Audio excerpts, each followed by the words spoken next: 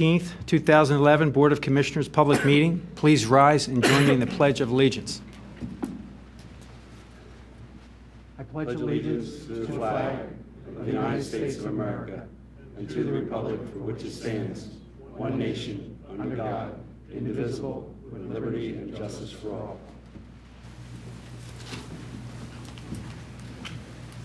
I'd like to remind everyone that today is Valentine's Day, and we've been given little red hearts up here. And judging by the number of people that have come out tonight, I think there's a lot of love in the room for the Board of Commissioners. So thanks for coming out. First up, we're going to approve the public minutes. Do I have a motion to approve the public minutes? Will they be approved? Of January 24th, 2011? Okay, it's been moved and seconded. Any comments? A couple minor comments. Page 2, notice of executive session. It was Commissioner Fisher that made those announcements. And Bob Mikolas is spelled wrong. It's spelled as Nicholas. It should be Mikolas. So. Another administrative detail on page 4 under the ambulance, under staff traffic. There were a motion made by me had 2 items rather than 3. So in the third sentence, it should say 2 rather than 3 items. Will we approve with those changes? Second. It's been moved and seconded. Any further commissioner comment? Any public comment? Seeing none, all those in favor say aye. Aye. Aye. Any opposed? Motion carries 7-0. Minutes have been approved. The Board of Commissioners met on February 7th to interview candidates for the various boards and commissions. We also discussed personnel matters. And we also had executive session prior to this public meeting tonight to discuss issues concerning tax settlements, the superintendent of police, and our audit matters. Next up, I'd like to introduce the recognition of staff. I'll have Commissioner Spengler go down to the podium to recognize a staff member who has recently submitted a resignation, but we would like to wish Bill Hagan a very, very, very big thank you for the service that he's provided this township. Bill Hagan has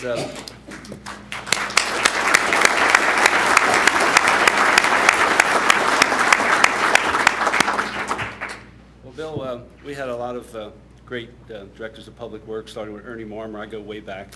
And Dan Malloy, who's sitting over, our engineer, was director of public works, and John Stauffer. And they all did a tremendous job.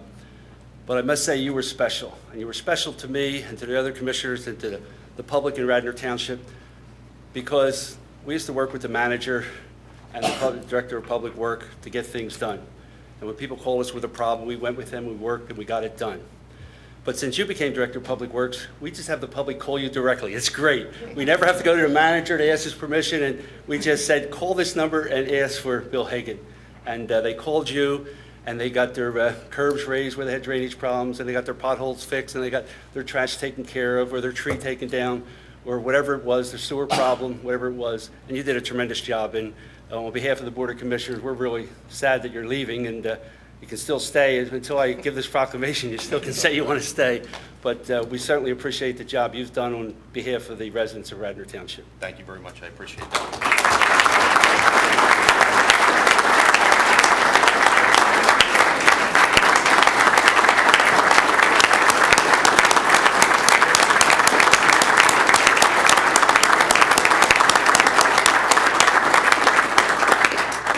Here we have a plaque in recognition of William Hagan, Public Works Director, in recognition of your 29 years of outstanding vision, dedication, and service, and your commitment to excellence on behalf of Radnor Township. Thank you from the Radnor Township Board of Commissioners, staff, and the public in Radnor Township, and we wish you well in the future. If we can ever help you with anything, give us a call. Thank you very much. Thank you. I appreciate it.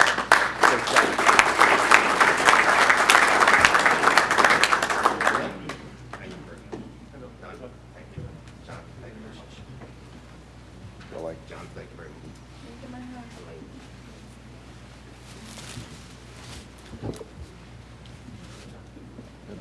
Don't be popping this stuff. Again, we will be very sorry to see Bill go. I'd like to comment that just in the last 2 days, all of the potholes in the township seem to have gotten filled in, even though the ice just melted and they were already fixed. So again, many thanks to Bill and his staff and the hard work that they do to keep this township great. Next up, we have the appointments of advisory boards and commissions. I'd like to have some motions on the table from fellow commissioners to appoint members to various boards and commissions.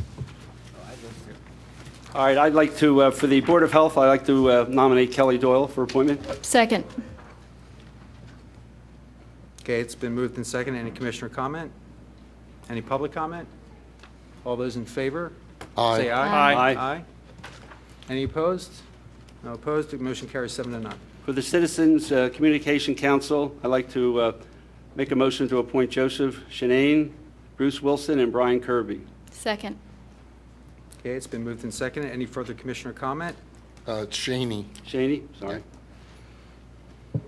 And any public comment? Seeing none, all those in favor say aye. Aye. Aye. Any opposed? Seeing no opposition, motion carries 7-0. For the Environmental Advisory Council, I would like to make a motion to appoint Stephen Elliott and Daniel Mayer. Second. It's been moved and seconded. Any commissioner comment? Any public comment? Seeing none, all those in favor say aye. Aye. Aye. Any opposed? None opposed, motion carries. Design Review Board, I'd like to move the appointment of Robert DiMicantonio. Second. It's been moved and seconded. Any commissioner comment? Seeing none. Public comment? Seeing none, all those in favor say aye. Aye. Any opposed? Seeing none, motion carries 7-0. Park and Recreation, I'd like to move the appointment of Pat Gillen. Second. It's moved and seconded. Any commissioner comment? Seeing none, any public comment? All those in favor say aye. Aye. Any opposed? Motion carries 7-0.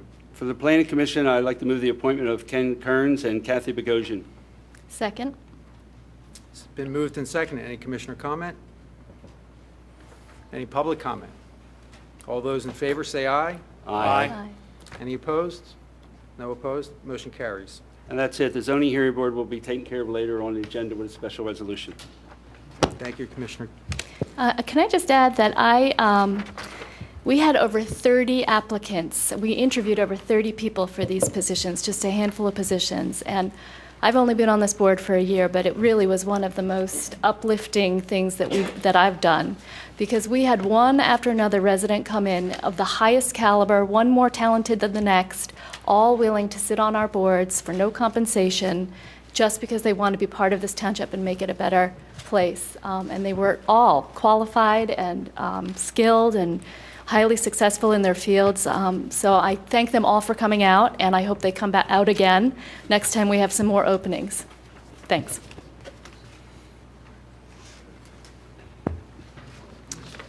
Okay. Thank you, Elaine. Next up on the agenda is the Resolution 2011-11, appointing the Superintendent of Police and fixing the compensation of the Superintendent. I'll ask Bob Zinkowski, the Township Manager, to introduce this topic and lead us.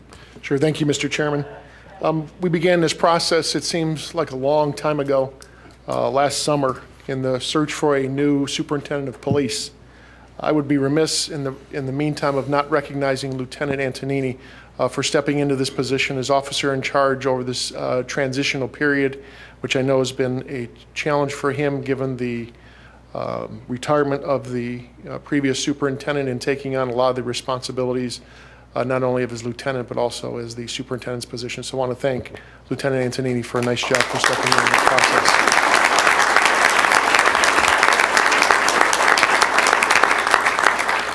It was a lengthy process. We had over 60 applicants for this position. As we reviewed all these applications internally with staff and with the Board of Commissioners, we had asked 10 candidates, which we had originally scheduled for DVDs of themselves, of how they would present themselves and why they were the best choice. We had asked 15 candidates to submit those. They were very interesting, the DVDs. We had some very good ones as well. We had some very good candidates internally, as well as on the outside. As we continue to go through this process here, and the final 4 candidates to come and present in front of the Board of Commissioners, as well as the department heads, as well as staff. It was a very difficult selection process, but very pleased that we came through with William Colarulo as the candidate and my appointment to the position as Superintendent of Police. Bill has an outstanding background and career with the Philadelphia Police Department. Given some of the circumstances that came up, we had the opportunity to even further look into Bill's qualifications into this position, and we're very pleased with what we found. Also, during these time periods, I think it also tells you something about the individual. When you go through a tough time, especially on the outset of how they conduct themselves and handle themselves, and I think Bill, it speaks volume about the character of him and how he handled this situation. He always thought about Radnor Township first. When some of these situations came up, he had asked the Board of Commissioners, please take additional time. Make sure you're comfortable with this confirmation of this appointment and do whatever is necessary. And I think, again, that speaks volume for the individual who knows what Radnor Township had gone through over the last several years during the transition and a little bit of upheaval here, and not to have to go through the township going through this as well. And even as of Saturday morning and even Monday morning, Bill had called and just said, I want to make sure that Radnor Township is comfortable, that I want to do what's in the best interest of the community of Radnor Township. And again, I've gained even more respect for Bill during this entire process. He is inheriting an outstanding police force, which a good number of those officers are here today. In my time of being here, I can't tell you how impressed I've been with these individuals. And I think you will have a very good transition here with these individuals who I know are very excited for you to come on board and to be part of Radnor Township. So with this, I put in front of the Board of Commissioners my appointment for Superintendent of Police William Colarulo, and look for your confirmation of that appointment. Thanks, Bob. First, I'd like to move the confirmation. Okay. Second. Okay, it's been moved and seconded. Any commissioner comment? I'd like to just go through Bill's resume. I also took part in the interview process. Bob, you did a good job of explaining, but quite frankly, it was a lot of work and it was a lot of time. The process began back in September. We interviewed many candidates. Staff interviewed candidates first, and then some of the commissioners were invited in. And quite frankly, we had a tough decision. There were a lot of great candidates. We had some internal candidates that were good. We had external candidates that were good. But Bill Colarulo really, for us, in his interview, and if you read his resume, shined well above most of the other candidates. He was clearly ready for this position of leading our police department. I'll just go over his resume briefly to give you a sense of why we were taken by his background as well. Bill Colarulo started out at Temple University. He achieved, he received his Bachelor of Science degree in Criminal Justice in 1980. He went on to the FBI Academy in 1998, and in 2003, he received his Master of Science degree in Criminal Justice from St. Joseph's University, and he also took part in Pennsylvania State Police Law Enforcement Executive Development training courses throughout that career of education. Now, in the police department, he entered the police department in Philadelphia in 1981 as a police officer, and he was promoted to sergeant in 1986. He then was later promoted to lieutenant in 1990, and then served as captain from 1994 through 2002. And from that point, he was promoted to inspector from 2002 through 2005, and then finally as chief inspector of the Philadelphia Police Department. And I'll highlight some of the work he did as chief inspector. He was the chief inspector of Internal Affairs Bureau from December 2005 through 2008. He was the Special Investigations Bureau chief inspector from 2008 through 2009. And then he was in charge of the Training Bureau from March 2009 through the present. In addition to all of his experience and training, he's had a tremendous career with the police department. From all accounts, from anyone that's come to us that worked with him, he is certainly the type of officer that we would like to lead this police department here in Radnor. Upon closer inspection of his personnel file, we see that he's received numerous commendations. He's worked very hard to make Philadelphia a safer place. And for that reason, this board has weighed that information along with all the other information that's been presented to us. And we believe that this is a great opportunity for us to hire a great police officer. So at this point, Let me read the resolution. yes, To I'll get have, everything on the record, okay? Thank you. This resolution 2011-11, whereas Article 6, Section 6.03 of the Home Rule Charter of Radnor Township authorized the appointment of department heads and administrative officers for Radnor Township, including the superintendent of police, by a majority vote of the total membership of the Board of Commissioners upon appointment by the township manager.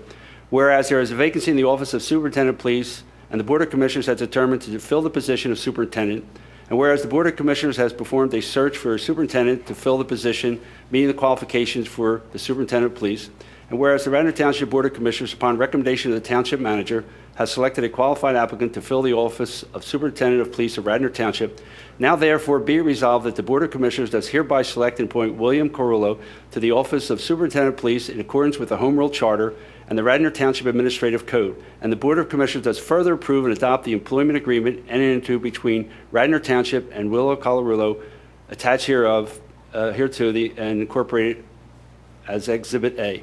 And I'll move this resolution. Second. Okay, it's been moved and seconded. Any further commissioner comment before I allow public comment? I think we probably should highlight the employment agreement, should we not? I can do that. And I believe on the back table there were copies of this employment agreement provided to the public. But I'll try to summarize this. This agreement is just a few pages long, but in essence, we have agreed to pay Mr. Colorillo $150,000 a year, and we have also agreed to do annual performance evaluations of him to determine if there would be any pay increases. He will, he will be provided a township vehicle. There will be a limit on the use of that vehicle. It cannot be used for personal use, and it must be used within 50 miles, and unless it would be, approval would be needed from the manager to go outside of that limit. He will be afforded 4 weeks of vacation with no carryover vacation. He will also be afforded 5 personal days and 9 holidays. The 9 holidays are the township holidays, the same holidays that all employees get. He will also receive 20 sick days with a max accumulation of 40 sick days, but there will be no payout of those sick days at the termination of his employment. And the term of this employment agreement is 5 years. If you have any questions on the employment agreement, you can certainly contact the township or look for the copy on our website. I believe it was also published as of Friday. So if there are any other questions. Any questions from the Board of Commissioners on the employment agreement? Seeing none. I'll go ahead and open this up to public comment. I believe there are a few people here that will want to speak on this topic. So anyone that would like to come up, please state your name, your address clearly, and I appreciate if you keep your comments concise and in the essence of time, do the best you can to consolidate your opinions. If you have one person that would like to speak on the behalf of a large group, that would be appreciated. Would anyone like to come up and speak? Call the question.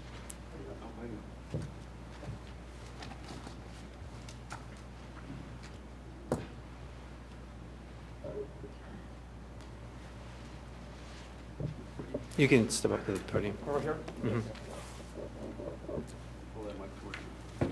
Good evening.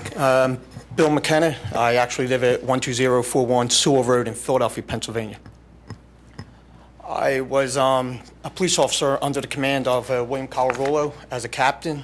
I noticed that another one of you mentioned the $10 million lawsuit that Mr. Colorillo was involved in. He was the commanding officer for a lawsuit that was under his command. It involved a racism case.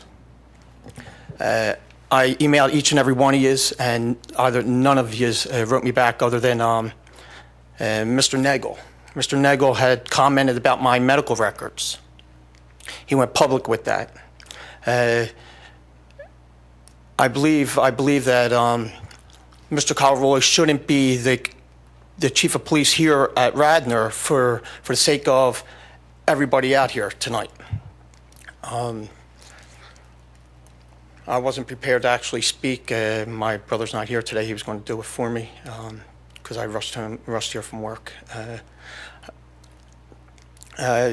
Can anyone of you comment about the lawsuit? Well, we are not going to discuss the lawsuit because that's litigation that involved the city of Philadelphia, and you are actually a plaintiff in that lawsuit. Correct. So I think it would be in our best interest and your best interest not actually to discuss an active lawsuit with the city. But just to clarify, as I understand it, that award of $10 million was reduced to $300,000 per plaintiff due to statute limitations.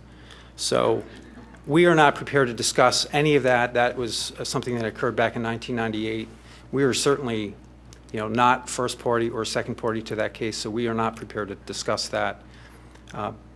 So we don't have any further comment on that issue. All right, well, let me clarify that it did. It got reduced from $10 million to $300,000 each for each plaintiff. There were 3. Actually, that is under appeal, and the chances are that we're going to get the $10 million because we're going under the PHRA. Okay, and when we do get awarded the $10 million, I'm also going to be awarded my job back, 13 years back pay, sick vacation holiday, which will carry me to my 20-year pension. So Mr. Colorado actually cost the city of Philadelphia $10+ million. Let's just say that we don't get the $10 million and we only get the $900,000, like you said. Is there really a matter of the amount of money? Does that really matter? Because the lesser amount Mr. would Chairman? make him less. Point of relevance here. Yeah, I'll ask you to comment on the motion that's on the table. The public comment at this period is really on the motion that's before the Board of Commissioners. No on problem. I vote. just want to say that. Okay, All right, I appreciate it. all right, thank you for your comment. Any further comment? Call the question. Okay. All those in favor say aye. Aye. Aye. Any opposed? Seeing none opposed, the motion carries 7-0.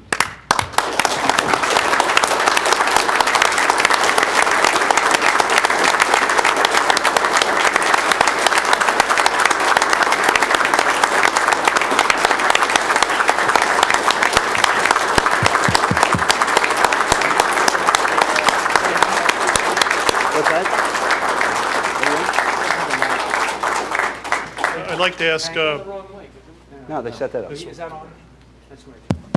I'd like to ask Mr. Carl to step up here with us. And we have in the audience with us this evening a Township resident, and we're very pleased to introduce Ann Osborne, who is a judge in the Court of Common Pleas of Delaware County.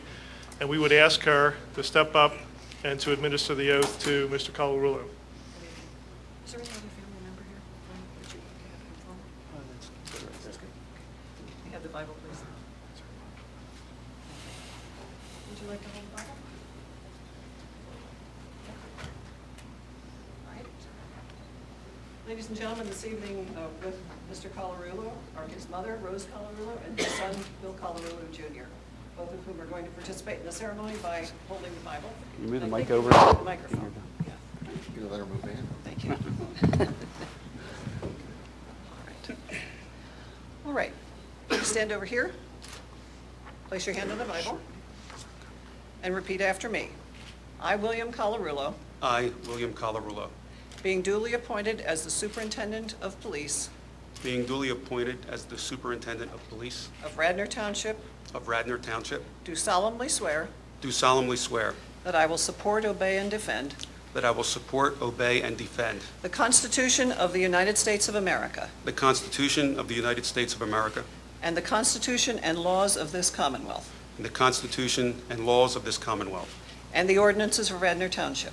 and the ordinances of Radnor Township. I will, I will, during the term of my office, during the term of my office, perform the duties of my office perform the duties of my office with fidelity, with fidelity, so help me God. so help me God. Congratulations.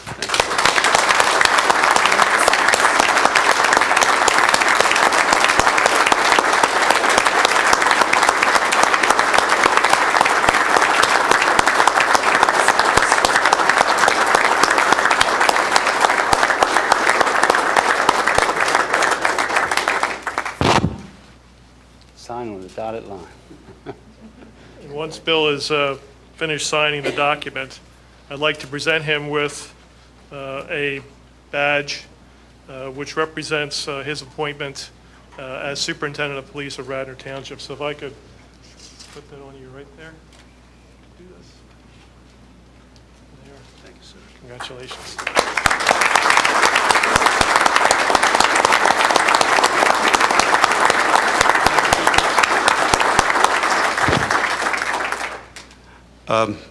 As a street cop, I promise to be brief because I know most people don't like long speeches. So I just, first of all, I'd like to thank the Board of Commissioners, the Township Manager, and the Assistant Township Manager for their tremendous amount of support, especially in the last few weeks. I'd like to make a promise to the people of Radnor. I promise you that I will do everything in my power for the betterment of the community and for your quality of life. I already started a email address, very simple. Even though I don't start for a few weeks, if you have any ideas, problems, concerns, email me, colarulo@comcast.net. Real simple, all righty? To my brother and sister officers of Radnor Township, I want to make you a commitment. I promise never to make you dread coming to work. I promise to always give you a voice in your department.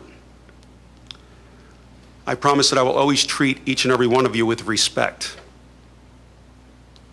I'll never ask you to do anything that I wouldn't do myself. And I give you my word, as I stand here now, when I'm done, the next police superintendent comes from your ranks. To my Philadelphia police family, which are many, and I don't know where to begin to thank you, but I grew up in the Philadelphia Police Department. I've learned well. I've learned to respect people, regardless of where they live or what their station in life is. I'd like to especially thank the commissioners and the command staff of the Philadelphia Police Department for their support that they've shown me. I had a great, rewarding, and wonderful career for 30 years. I only have one regret.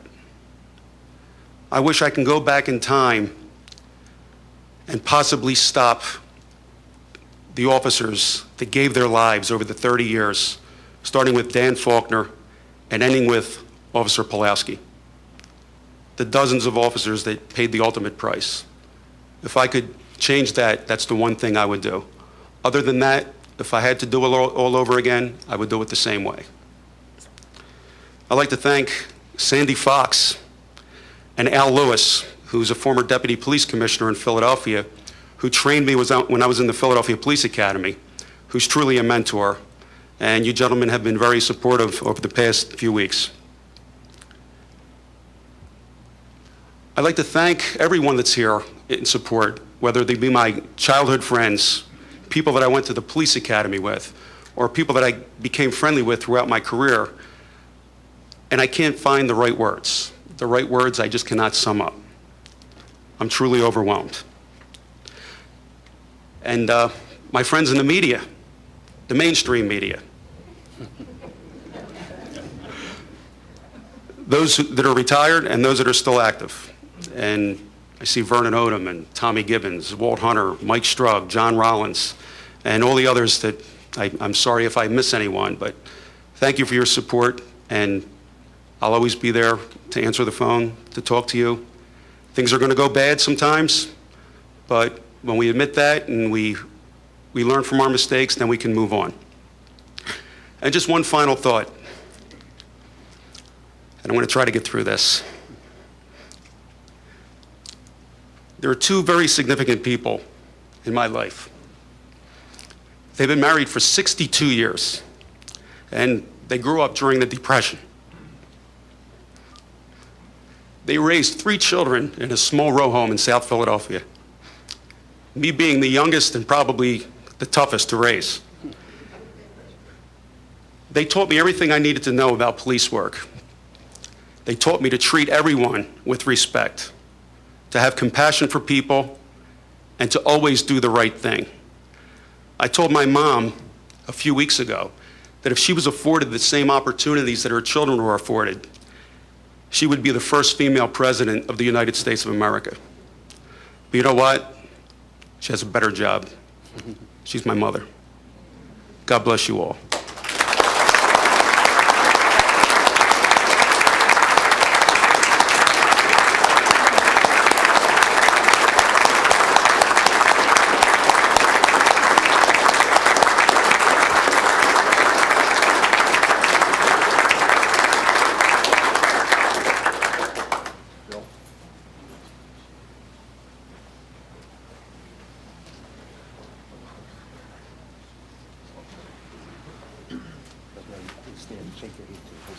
Welcome aboard.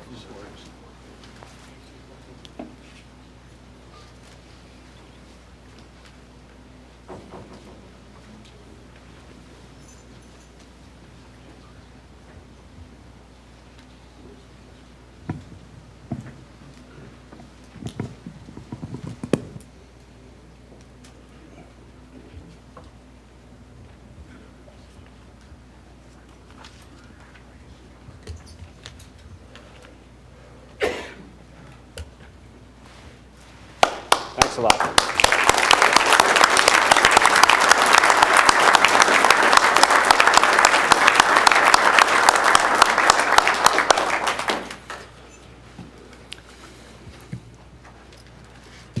All right.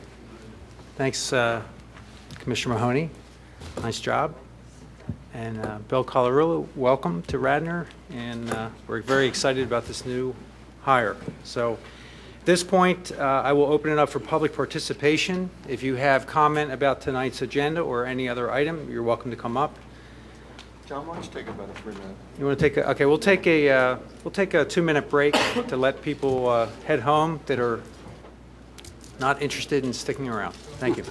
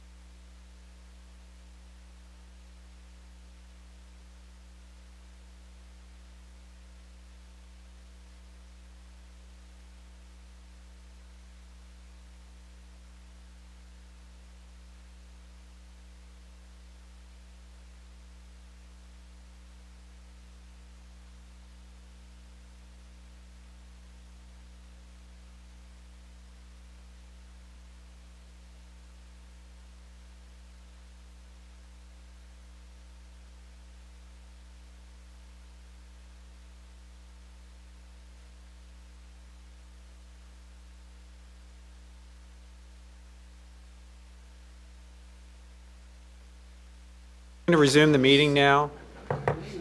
Welcome back to the February 14th meeting.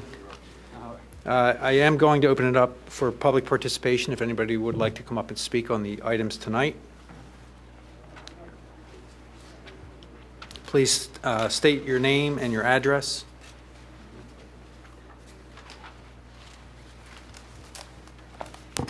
Hello, my name is Mary Auchincloss, known as Mimi, and I live at 121 Cornwall Lane, St. David's, Pennsylvania.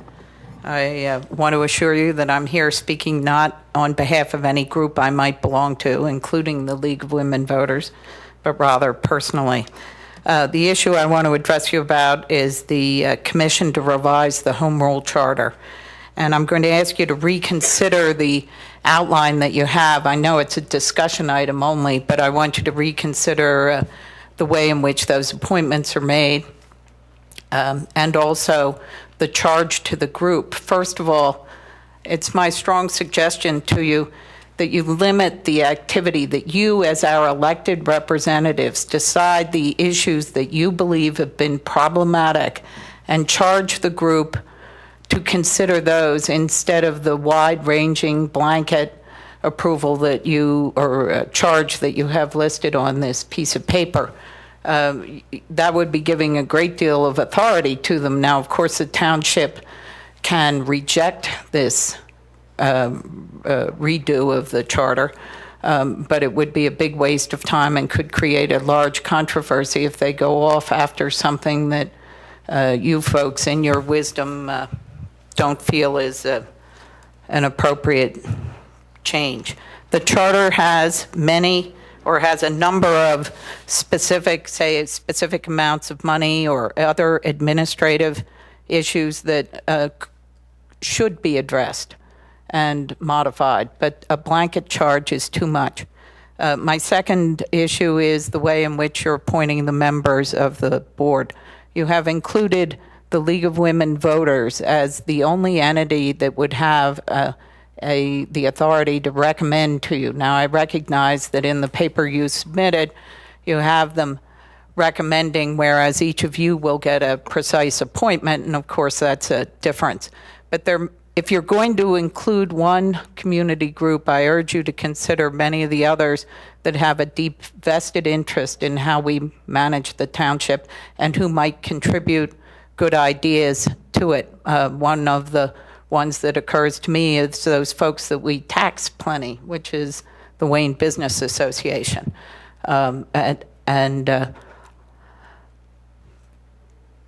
Finally, I believe that the treasurer of the township should have an appointment, if each of you are going to have an appointment. I assume from the way you set it up that before you appoint them, regardless of who's appointing it, you would look at the group and make sure there's a fair representation of what the township looks like.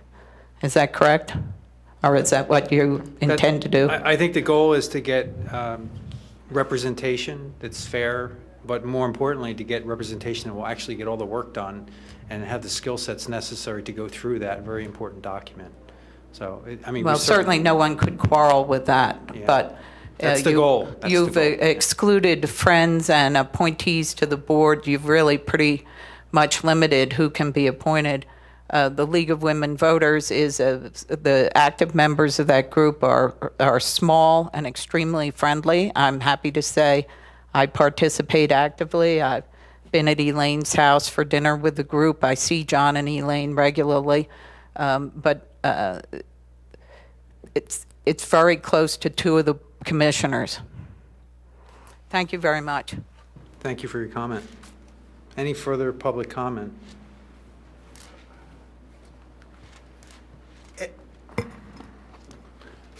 She's shorter than I am. I'm Edward William Norwell Smith, 208 Gulf Creek Road. Also here to speak about the commission to review the homeroom charter. Mr. Chairman, Commissioner Higgins, I'm one of your constituents. Looking over the proposal, I frankly, within my own mind, debated a couple of points, so you guys don't need to debate with me over them.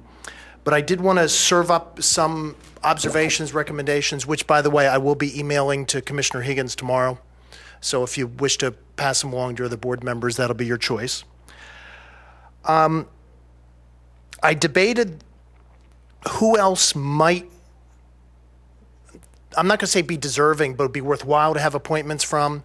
One possible appointer that came to mind was the district justice. Now, I'm not sure about the legalities of that because I know the district justice does operate under all sorts of constraints, like politicking when not up for re-election and whatnot. But that is one, shall we say, representative that might, one person who might be able to serve up a representative from his office that could be valuable. Second was the treasurer, because of course the treasurer being the township-wide elected officer and dealing heavily with issues that would, come before homeroom charter issues. I would strongly urge that you consider that that source of an appointment. I also wrestled with having the township manager, who I might note I have a lot of respect for, but as a human resources professional, I have a certain reservation about having the, should we say, senior executive having an appointed position. And where I came to my mind on my internal debate was probably want to have those appointments, but having the township treasurer and the district justice as elected officials, their appointees being no lesser than the general managers. Specifically, I'm thinking maybe the general manager should be a non-voting position, to be a voice for the general manager, but not a voting position, whereas the treasurer and the district justice appointment could be a voting position. And when it comes to the League of Women Voters appointments, frankly, I think that's a great idea, but you should probably open it up to have nominations from more constituent groups, possibly the school board, the library board, the business association, maybe serve up an opportunity for 5 more appointees. Again, maybe voting, maybe non-voting. Frankly, the voice before these commissions is probably more important as to who does or does not have a final vote in the recommendations for you. And by the way, also as a human resources person, I did have the nasty thought that would be way out there of, okay, well, let the school board nominate somebody from another constituent society, such as the business association, because the business association could nominate someone from the League of Women Voters. But as I say, that's pretty far out there. As I say, I'll be emailing these comments to Commissioner Higgins. If you have any questions, my email address and phone number will be in the email. Thank you. Thank you. Any further public comment? Briefly, Chip Layfield, Wayne. On the same subject, I was surprised to see that this actually was back on the agenda. As I remember, a few weeks ago when this board had a discussion amongst yourselves, Commissioner Spangler talked about the idea of the manager and the solicitor coming back to the board with a few recommendations that the board would then debate, discuss, and then those recommendations would go forward on this primary, actually. And it was just going to be a handful of things. We weren't going to open up the charter. And as I recall, the majority of the board, John was the chair, agreed. And that's how it was left. And I'm curious, since publicly there's been no discussion, how we go from there to here. Well, I'll just respond. We did receive recommendations from the solicitor, very, very specific recommendations and changes, but I think the consensus is that if we're going to open the charter and make these changes, it's best to do it all at once and try to get as many of the changes into the document as we can at one time. It's a it's a time-consuming process to go to referendum with this, and it's important that all the changes that we come up with are comprehensive. And I think the piecemeal approach we looked at earlier seemed easier, and maybe we could still do that, but the idea of getting public involvement makes a lot of sense to us, because there are issues in the charter that, even though we live by it, we still may not be tuned into very specific issues in the charter. And I think by getting a fresh set of eyes to look at it never hurts. It's going to take a little bit longer, but I think the finished product will be a better one. I disagree with that. I think incremental approach would be much better. I think there's, a philosophy that's embedded in that document that's been durable. The problem is it hasn't been enforced, and the board hasn't followed it. It isn't that the document has let us down. It's really been that the board hasn't insisted that it be followed. And particularly in the conflict of interest and places like that, there's a philosophy that's embedded in it that is durable. And then politically, it's really kept the county out of Radnor Township and the county commissioners and the county bosses from being able to promise jobs here in the township building. And it's done an excellent job of creating that firewall. And I think that's why Commissioner Spengler, which with all due respect, has the history to understand these issues, came up with a common sense approach of doing it incrementally. So, at that time, it was the Republican Party that stood up and created the firewall to protect the township from the interest of the county Republican Party. Now, as the Democrats are in control of the township, and in time, the next decade will most likely be in control of the county, I think similarly, it's important that these firewalls are put up to protect this town. Well, that's one thing we don't have. We don't have the problems that Haverford has of the commissioners and county commissioners and others looking for jobs. And it always gets down to that, jobs and patronage. And I think our charter's done a good job protecting that, and I think it's a mistake to open it. And if you do open it, there's no reason to bring the League of Women Voters in, I don't think. I'd be very, very careful doing it. I'd put people on the board that are skeptical of the need to change. Thanks. Thank you. Any further public comment? Good evening. John Osborne, Treasurer.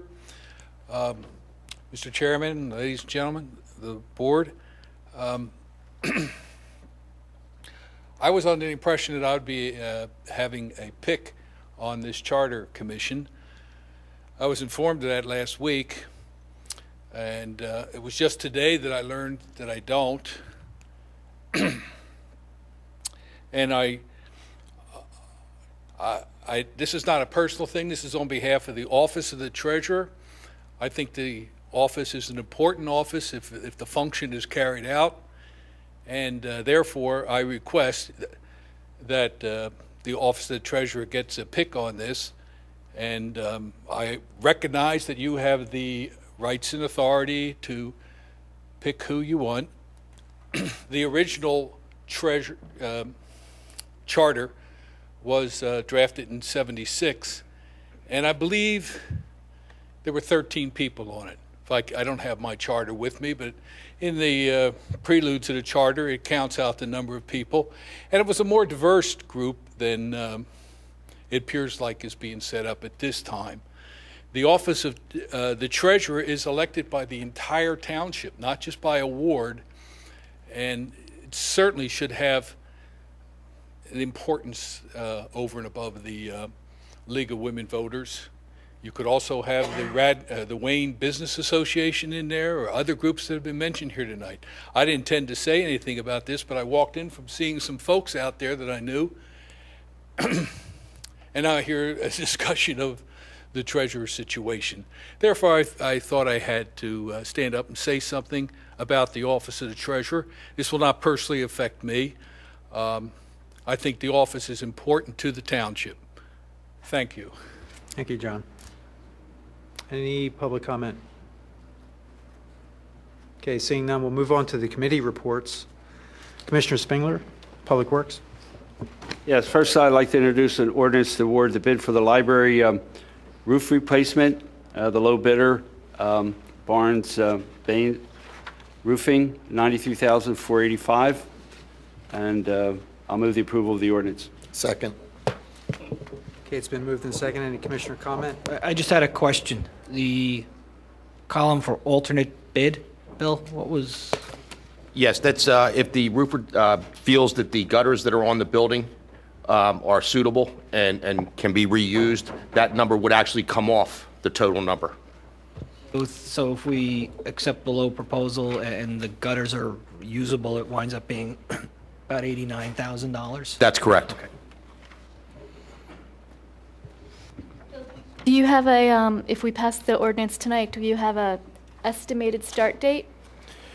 Well, once the ordinance, you're actually introducing the ordinance tonight. The ordinance will be approved at the 28th. Shortly after that, the paperwork, all the contracts will be distributed. Once that's back, signed, and what have you, he'll get the Baines would get the notice to proceed. So you're probably looking sometime mid-March, end of March, for the project actually coming to fruition and getting started. Okay, thanks. Okay, any public comment?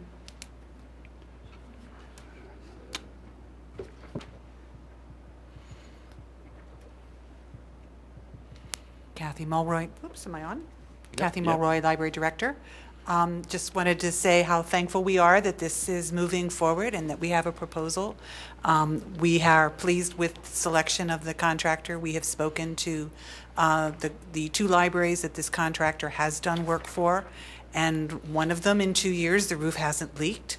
So we feel that's a real positive sign. And in the other, that they were very, very respectful of the fact the library needed to remain open while the roof construction was going on.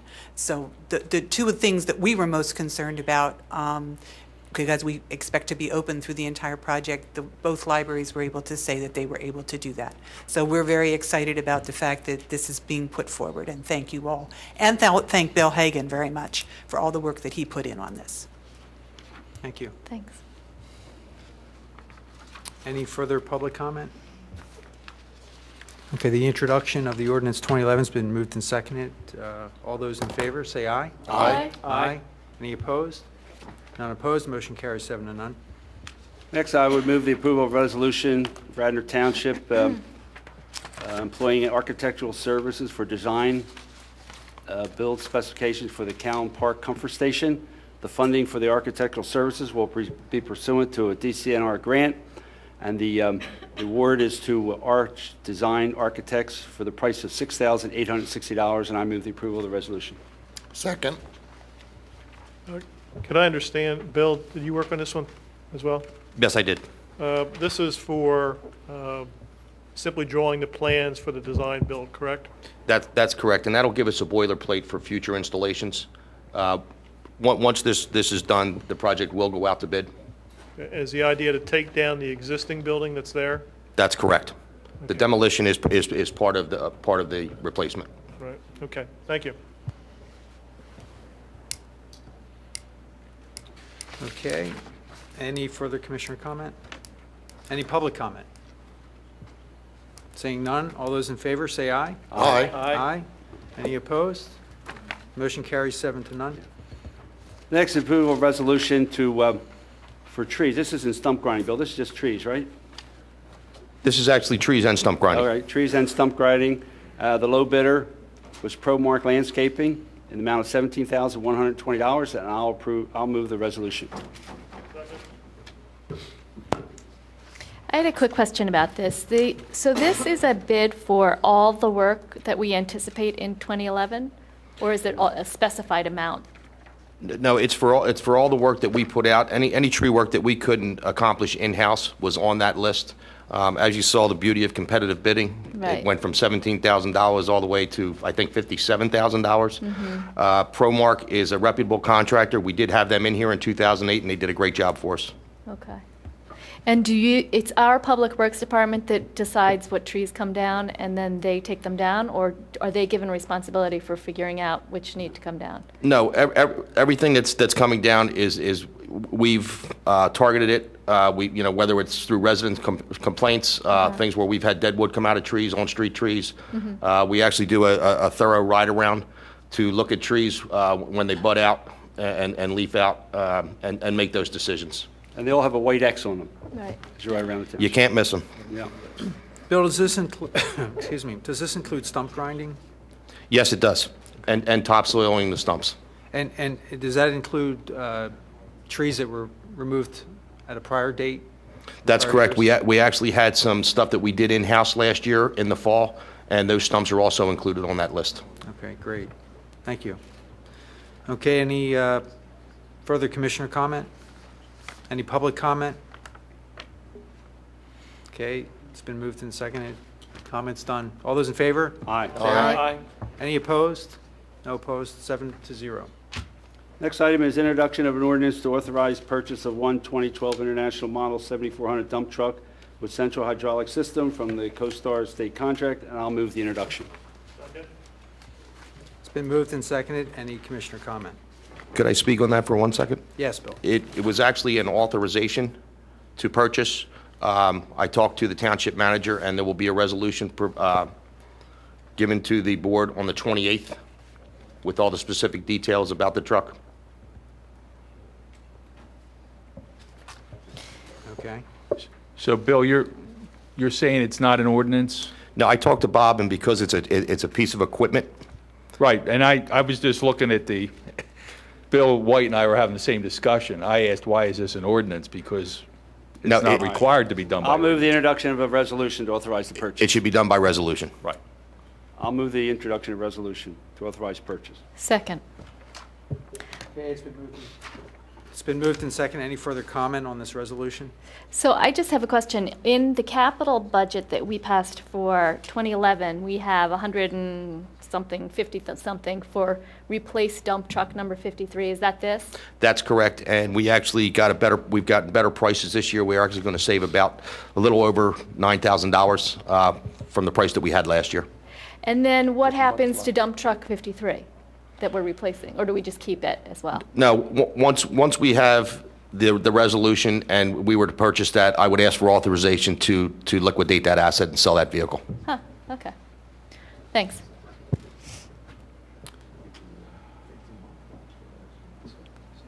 Public comment? Second.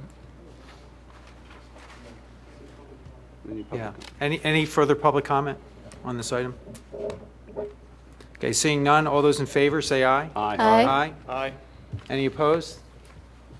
Motion carries 7-0. Last, we have an introduction of ordinance accepting the public improvements of subdivision 2004-S-15, known as 808 Mill Road, and I'll move the introduction. Second. It's moved and seconded. Any commissioner comment?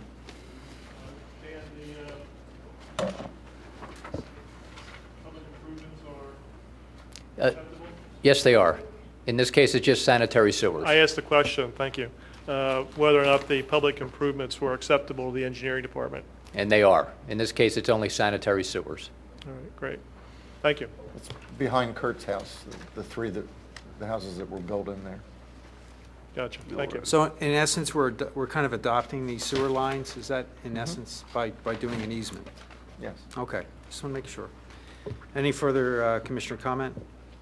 Any public comment? Seeing none, all those in favor? Aye. Aye. Any Aye. opposed? Motion carries 7-0.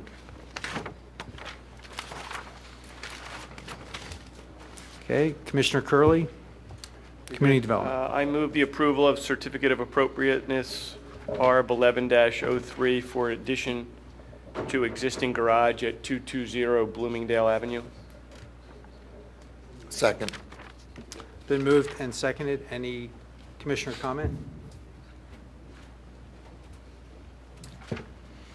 Is there a reason that we can't lump all these together, and since they were all recommended to us, or?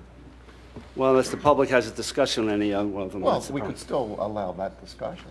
But We can do that right now if you'd like. If we have a motion for all the HARB approvals, we can then have public comment on all of them as a group. That's fine. I'll move that. Is that right, John? We can Yeah, do that? that's fine. They're listed on the R3, agenda. 4, 5, and 6. Right. Right. Okay, was that the motion? Second. Okay, the motion to approve the certificate of appropriateness for HARB 1103, 04, 05, and 06 has been moved and seconded. Commissioner comment? Seeing none. Any public comment? Okay, there's no public comment. All those in favor, say aye. Aye. Aye. Aye. Any opposed? No opposed. They all carry 7-0. And I motion that we authorize the solicitor to attend the February 17th zoning hearing board meeting. Second. It's been moved and seconded. Commissioner comment? Yes. John Rice, explain to us why. Well, Matt, you have a memo from me that just briefly describes what the issue is. It's a It's really a request to modify a prior zoning hearing board decision, which permitted a single-family dwelling to be converted into a small daycare on the first floor and the operator of the daycare on the second floor as a rental unit. So that was approved in '08. Yeah, that was the fall of 2008. And the request now is for a new operator to come in on the first floor with a larger, more intense daycare operation. There doesn't seem to be sufficient parking. I'm not sure there was the first time around, but at least this time around, there's some parking issues there. So the request is pretty broad to the zoning hearing board. They're looking for an interpretation or variances or special exception. Matt brought it to my attention. I think that it was Matt's feeling that we should have some representation there. I'm going to be there anyway because of Eastern, because that's back on the agenda. So, but just to take a position, if the board's comfortable opposing this, that's what we will do. Well, I mean, I'm not comfortable opposing it because I don't know the details, but I mean, certainly I'm comfortable sending you there to represent our interests.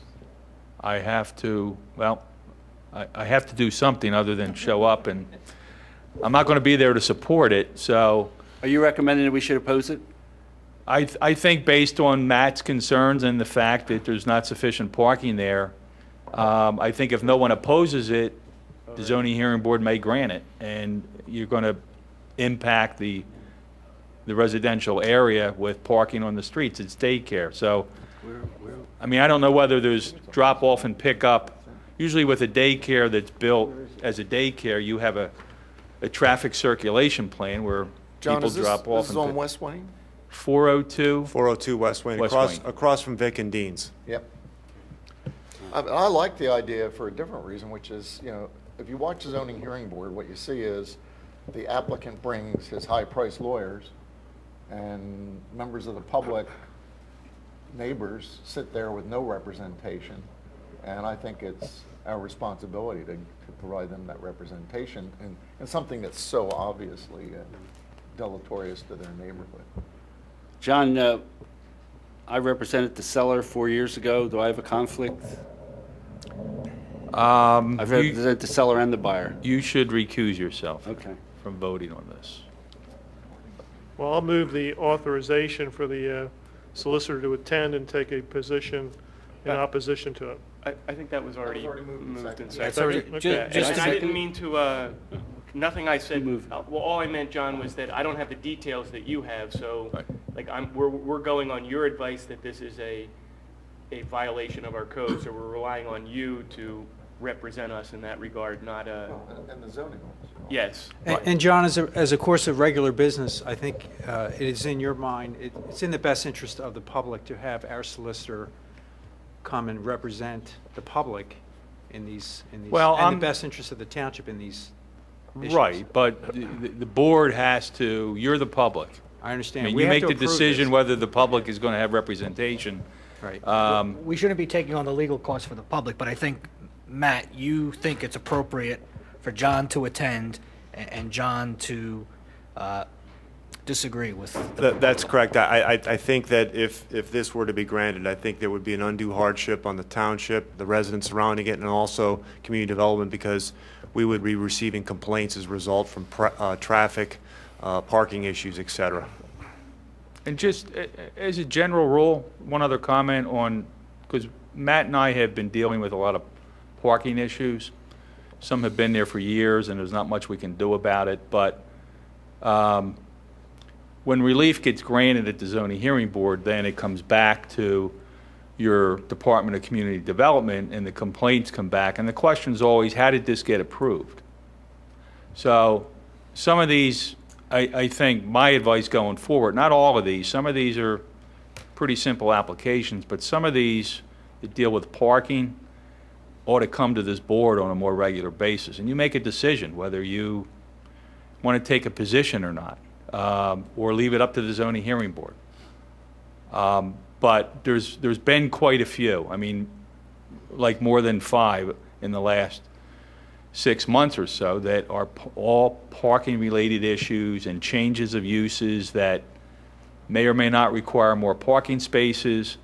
So if you're concerned about that and you want to eliminate maybe some of the long-term complaints, you're going to need to take a position on some of these things. Or at least if it gets approved that there's some conditions that get attached that maybe deal with parking.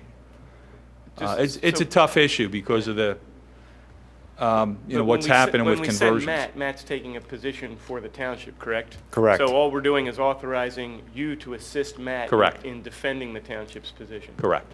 Very good. Right. Okay, any further commissioner comment? Any public comment? John Osborne here. I'm under the impression that the zoning hearing board has a solicitor who represents the township. No. Is that so? No. He's independent. The He zoning represents the hearing, zoning hearing I mean, board. the zoning hearing board He has. doesn't represent us. There is no solicitor? Solicitor, he represents the zoning He hearing board, represents the doesn't zoning hearing represent the board. township. They're a semi-judicial body. They have their own solicitor, and we have no contact, and we cannot direct him in any way. the zoning hearing. All right, so there will be two attorneys there being paid by the township. Well, there's always one there being paid Right. by the township, and. Okay. Yeah. And John Rice I is didn't- under retainer at this point. But so- they're separate. They're not representing the commissioners. He's representing the residents as a member of the zoning hearing board. It's a That's right. semi-judicial body. You cannot overrule the zoning hearing board? It has No. to go to Nope. circuit court, huh? Yep. All right. Isn't he providing legal advice to the? He's legal advice to them, to behalf them, of them, but right, not and that's not his from the job. commissioners. And It only comes from the parliamentary commissioners. advice and whatnot. Okay. All right, it's been moved and seconded. No public comment? Okay, all those in favor, say aye. Aye. Aye. And I'll recuse myself with the solicitor's Okay, opinion. any opposed? Motion carries 6-0, noting Commissioner Spingler's recusal. Okay, Public Safety, Commissioner Mahoney. The first item on the agenda is the adoption of ordinance 2011-01 regarding a handicap parking space in front of 129 Poplar Avenue. Move the approval? It's been moved and seconded by Commissioner Schaefer. Your mic was off, by the way. Any board comment? Your mic was off when you seconded it. I'm just trying to help I know. the minutes get done. Any board comment? Any public comment? Seeing none. All those in favor, say aye. Aye. Aye. Aye. Any opposed? Motion carries 7-0. The next item is adoption of ordinance 2011-02 regarding a handicap parking space 211 feet from Roberts Road in the easterly direction on the south side of David Drive. We have a Move the se- adoption. Or second, Second. whatever you need. Whichever you need. It's been moved and seconded. Any commissioner comment? Any public comment? Seeing none. All those in favor, say aye. Aye. Aye. Any opposed? Motion carries 7-0. Next item is similar, adoption of ordinance 2011-03, but here it would be rescinding an earlier ordinance 1999-06 to remove a handicap parking space at 200 West Wayne Avenue. Darn, I'm doing a lot of business. I got to rescind this one too because I represent the buyer and seller? Yeah. Okay. Recuse Okay. myself. Do I have a second? Second. Second. Okay, it's been moved and seconded. Any board comment? Any public comment? All those in favor, say aye. I'll recuse myself. Motion carries 6-0, noting Commissioner Spingler's recusal. The next item is the adoption of ordinance 2011-06, which would amend an earlier ordinance 90-17, permitting parking districts and adjusting resident and temporary permit fees. AJ, you went over this with us last time. Just can you briefly outline it again?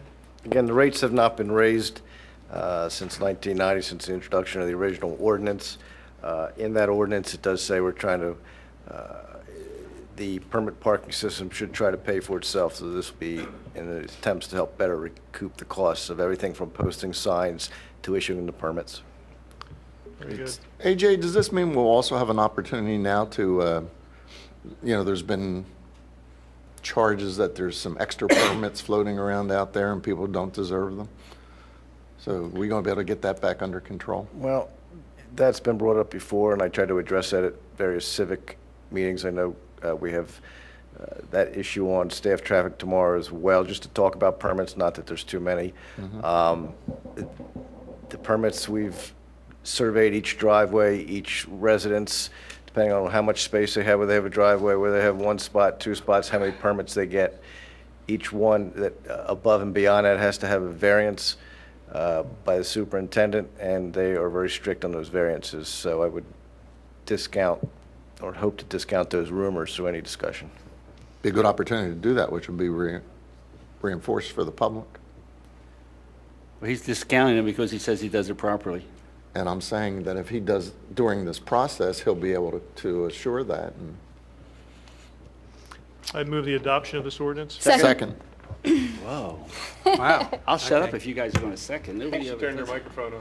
For the record, I think Commissioner Nagel seconded that first, and Elaine Schaefer came in and closed third. Yeah. We need a photo finish on that one. Any commissioner comment? Any public comment? Seeing none. All commissioners in favor say aye. Aye. Any opposed? Motion carries 7 to none. The next item is adoption of ordinance 2011-07, amending earlier ordinance 89-11 regarding alarm systems, adjusting fines for the second, third, and subsequent offenses. According to this ordinance, the first false alarm is free. Second false alarm in a calendar year is $70 for each alarm. Third and each subsequent false alarm per calendar year is a $140 fine. Move the adoption. Second. John, Rice, or Bill, I had a question, and maybe it's just the way I read things. When you say for the second, $70 for each alarm, is that, what does exactly that mean to me? I understand that, 140 for each alarm after that. At least that's the way I'm interpreting. So if if your first one is January, your second one is February, your third one is March, you got a fourth one in April, a fifth one in May, you get hit for $140 for March, April, May. But I don't quite understand what $70 for each alarm means. Is it just weak drafting, or do some Yeah, the people second. It's the second. Okay. If you get one free one. One free 70. I wasn't sure if One it meant free. if people had multiple alarms in the house. It's No, really it's no. a matter of how often we have to send a police officer out there. Right. So it's 70 for the second, and then the third in each subsequent. I think, AJ, that how this gets administered, correct? That's correct. Again, the first one's free, the second alarm will be $70, and the third and subsequent will be $140. The other thing that I added to this ordinance is that new paragraph B. So if you want to change this in the future, we're not going to have to do ordinances. I mean, some of your ordinances should have this in them, and as they come up, I'm trying to add that, so you don't have to go change the whole ordinance or do the advertisement. You'll have a resolution, which is typical that you do the fees because they change usually on an annual basis, most. We just streamline it. It's a little bit easier instead of, because your ordinance process is difficult, and it costs money, it takes time, it doesn't go into effect right away. So that I added to this also, Kevin. It's a good idea. Yeah, that makes sense. Okay, any further commissioner comment? Any public comment? Okay, all those in favor say aye. Aye. Aye. Any opposed, say no. Nay. Motion carries 7 to none. The next item is Resolution 2011-12, approving purchase of 2 professional development courses for controlled tactics instructors. AJ, you want to address this? I think I explained it pretty well in the resolution. We have 2 control tactics instructors now. This course does not come along very often. I'd like to have 2 more instructors attend. We do all our use of force training in-house. It saves a considerable amount of money. And in this litigious society, we do a lot of training in the use of force. And I'm happy the way it's turning out. So I would like to see 2 more instructors on top of the 2 we already have, especially considering the 2 instructors that went could leave eventually, leaving a gap. Move the approval of the resolution. Second. Been moved and seconded. Any further commissioner comment? Any public comment? All those in favor say aye. Aye. Aye. Any opposed? Motion carries 7 to none. The last item on public safety is a motion for authorization to go to bid for a radar speed feedback display with counting capabilities. AJ? There's been quite a demand for our radar speed display and radar counter. You'll see it on the telephone poles. We put it out there 30 days at a time. It displays the speed where we determine where there may be issues with speeding cars. It'll also allow us to count vehicles, the number and the speeds. We've used it a lot. Again, there's a great demand for it, not only one, but have two across the township, and we did budget for it. I would expect it's around $3,200, but we did budget $5,000 depending. It's a fairly inexpensive way to remind people to keep their speed down, and it also allows you to count the cars that are speeding in the area, so you Correct. can target it for future enforcement. Correct. Okay. Move the authorization. Second. It's been moved and seconded. Any further commissioner comment? I'm very happy to see this on the, in front of us. So all those in favor say, oh, I'm sorry, public comment? Seeing none? All those in favor state aye. Aye. Aye. That's it for public Any safety. I have one opposed? item under Public Works. I just wanted to announce the Sue Jones, Motion Vice carries. Chairman of the Radnor Fire Auxiliary, asked me to announce publicly that we have 2 Sunday breakfasts, Sunday, March 13th, breakfast buffet from 8 to 12 noon, and Sunday, April 10th, breakfast with the Easter Bunny, 8 to 12 noon. Takeout will be available, and we'd like to thank the Radnor residents for supporting these events for the Radnor Fire Company Auxiliary, which helps with the funding of equipment for the ambulance and fire company. Bill, the rumor is that you're the Easter Bunny this year for them. Is that true? Well, I can't fit in the suit, but You would make a good Easter Bunny, I have to admit. Okay, that's it for public safety, finance and audit. Commissioner Higgins? First item on the agenda is the schedule of bills payable identified as number 2011-2A. It's a grand total of an authorized disbursement of $1,281,673.19, which, Bill, if I misspeak, correct me, which includes $3,500 for a check that was already cut and issued for the police department van that we approved at the last meeting.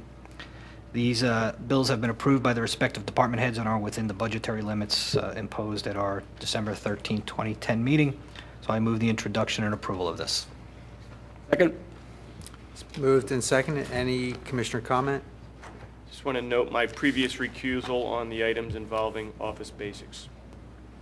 Okay. Recusal noted. I just had one question. I noticed that there are basketball referee payments that are made, and Bob Zinkowski, I have a question. On the schedule of bills payable, we have, and actually Bill White, you could also address this. We have the payment of basketball referee fees, and I'm just curious, and I'm just going to plead ignorance here. I assume those fees are covered by activity fees charged by the Parks and Recreation? Yes. Yes, these fees are covered by the folks who are participating and playing in that program. Okay, so they're 100% covered, no subsidy of that? Yeah, we have the revenue coming in on the revenue side that offsets these, as well as the other expenses associated with that. Okay, good, very well, thank you. Any further commissioner comment? Any public comment?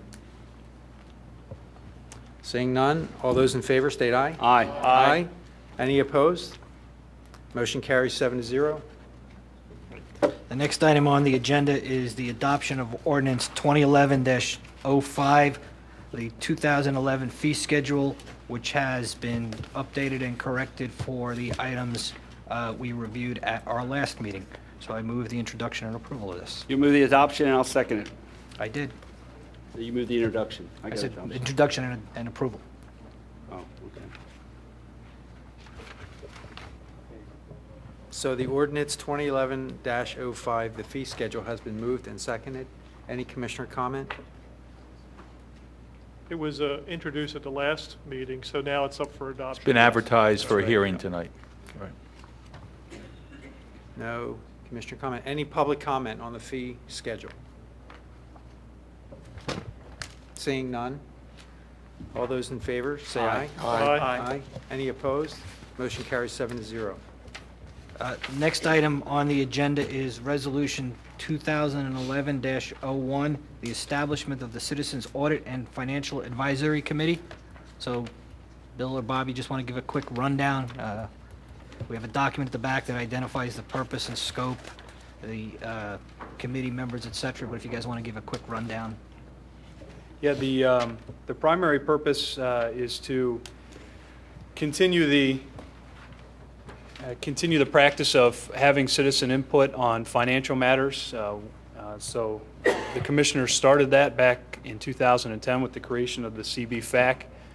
That particular commission had a 1-year, a very specific term assigned to it.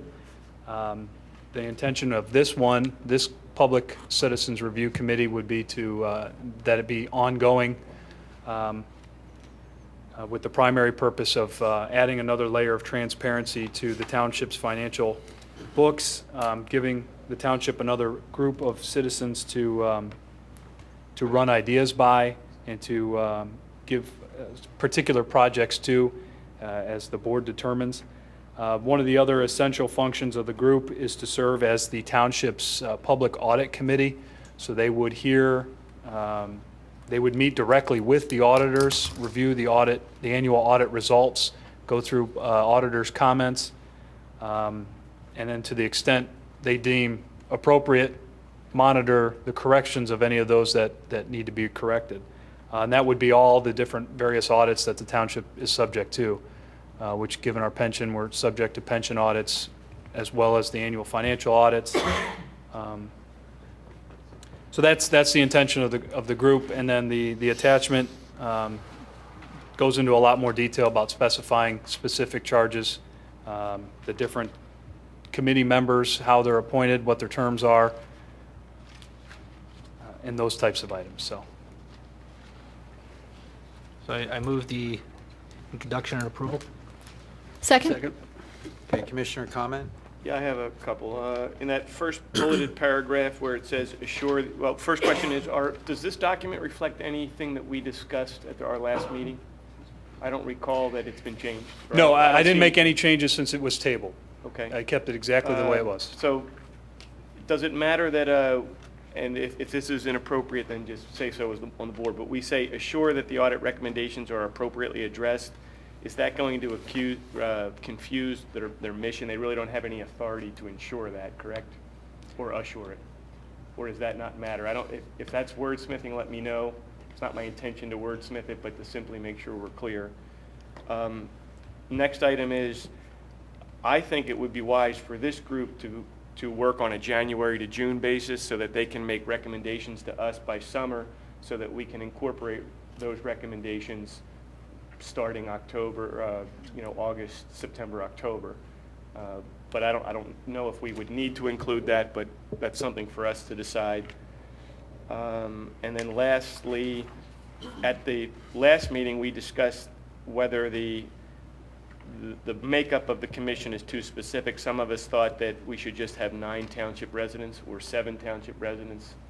And I'm still of the opinion that it's a mistake to try to be over particular with these requirements, and we should just get 9 township residents and then, or whatever the number is, and then assemble the best talent we can from the people that are choosing to participate.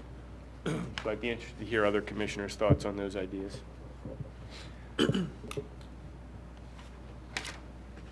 Well, I think I agree with you. We're trying to be accommodating. We're trying to do the right thing. And in the process of doing that, we tend to make things more complicated and complex. We just concluded, like Commissioner Schaefer had stated, we concluded about 30 interviews in the last month.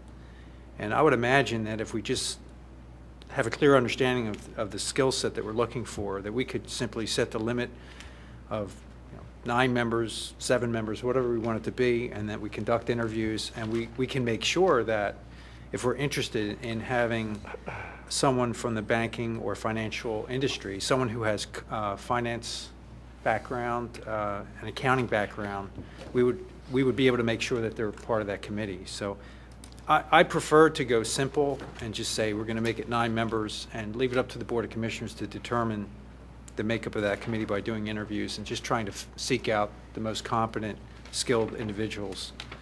I don't really have a preference on the, having some group in the community pick a member or put forth a member, nominate a member.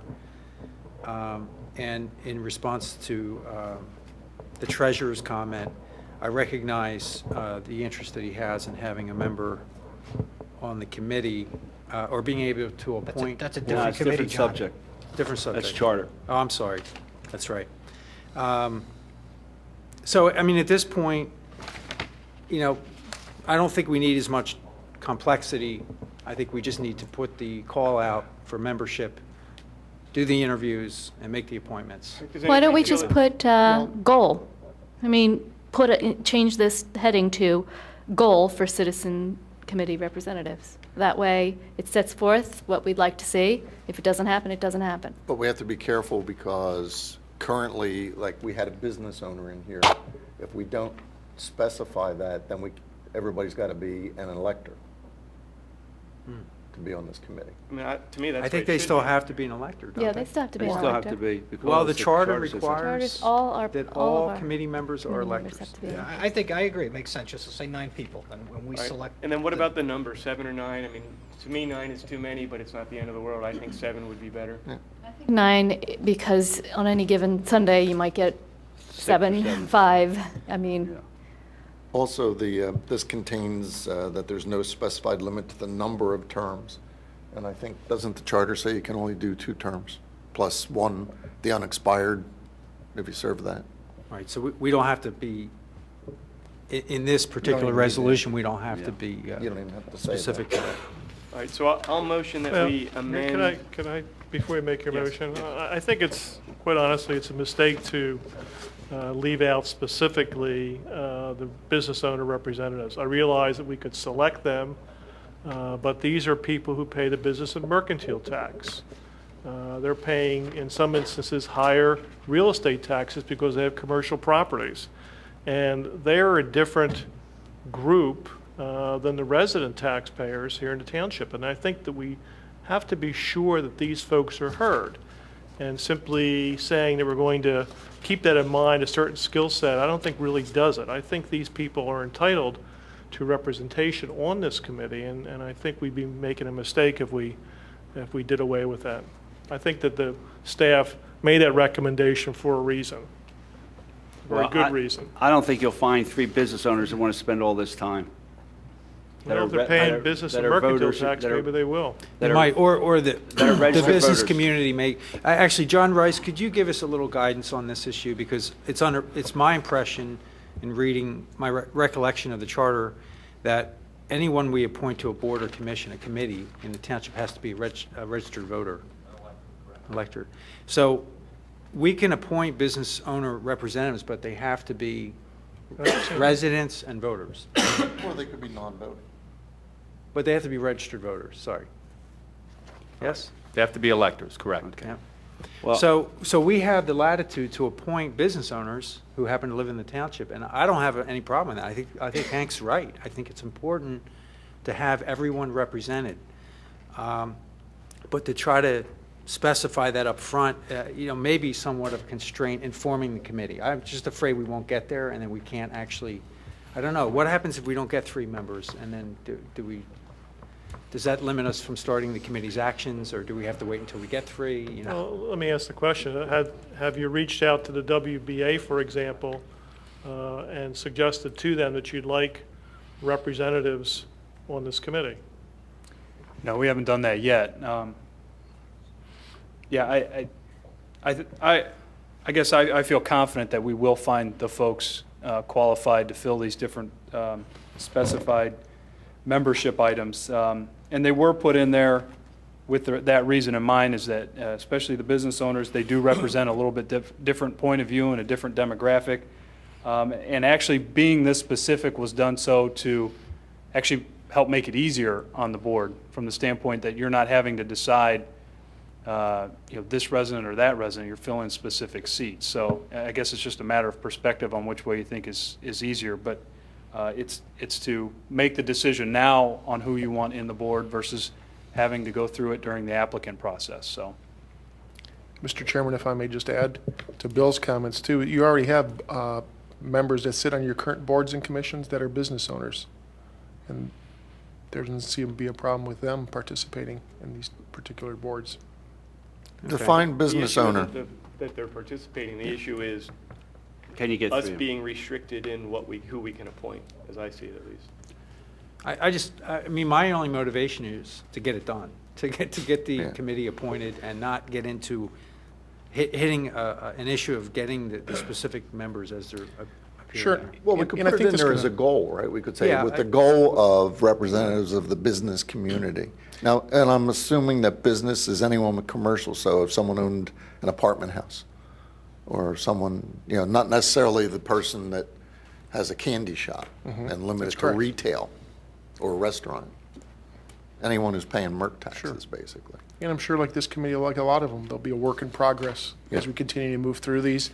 And just as Commissioner Curley had pointed out, one about, with the insurance about the audits, I think if you go back to some of the audit reports, if you had a group like this in place, you might have caught some of these things a little bit sooner by reviewing some of the audit reports. So I think it works Well, well. I think we should just have 9 members. All right, well, I And motion and that we can put it change- together any way we want I can make an as we amendment. advertise Well, and hang on. interview. Actually, I have a comment. What we're voting on here tonight is Resolution 2011-01, but I don't believe we're voting on the addendum to this resolution. Is that right? Referenced in the, Yeah. It is referenced. in the now therefore clause. So at it's the- binding, Yeah, okay. the attached exhibit. All righty. So I ahead. motion that we amend the resolution to appoint 9 Radnor Township residents. Well, we don't have to say Radnor Township residents because Yes, we do. it's- That's what it says in Radnor Township residents. Electors. They have to be anyway. Very good. All right, I'll second. Second, any further comments from the board? And we remove the other, that's understood.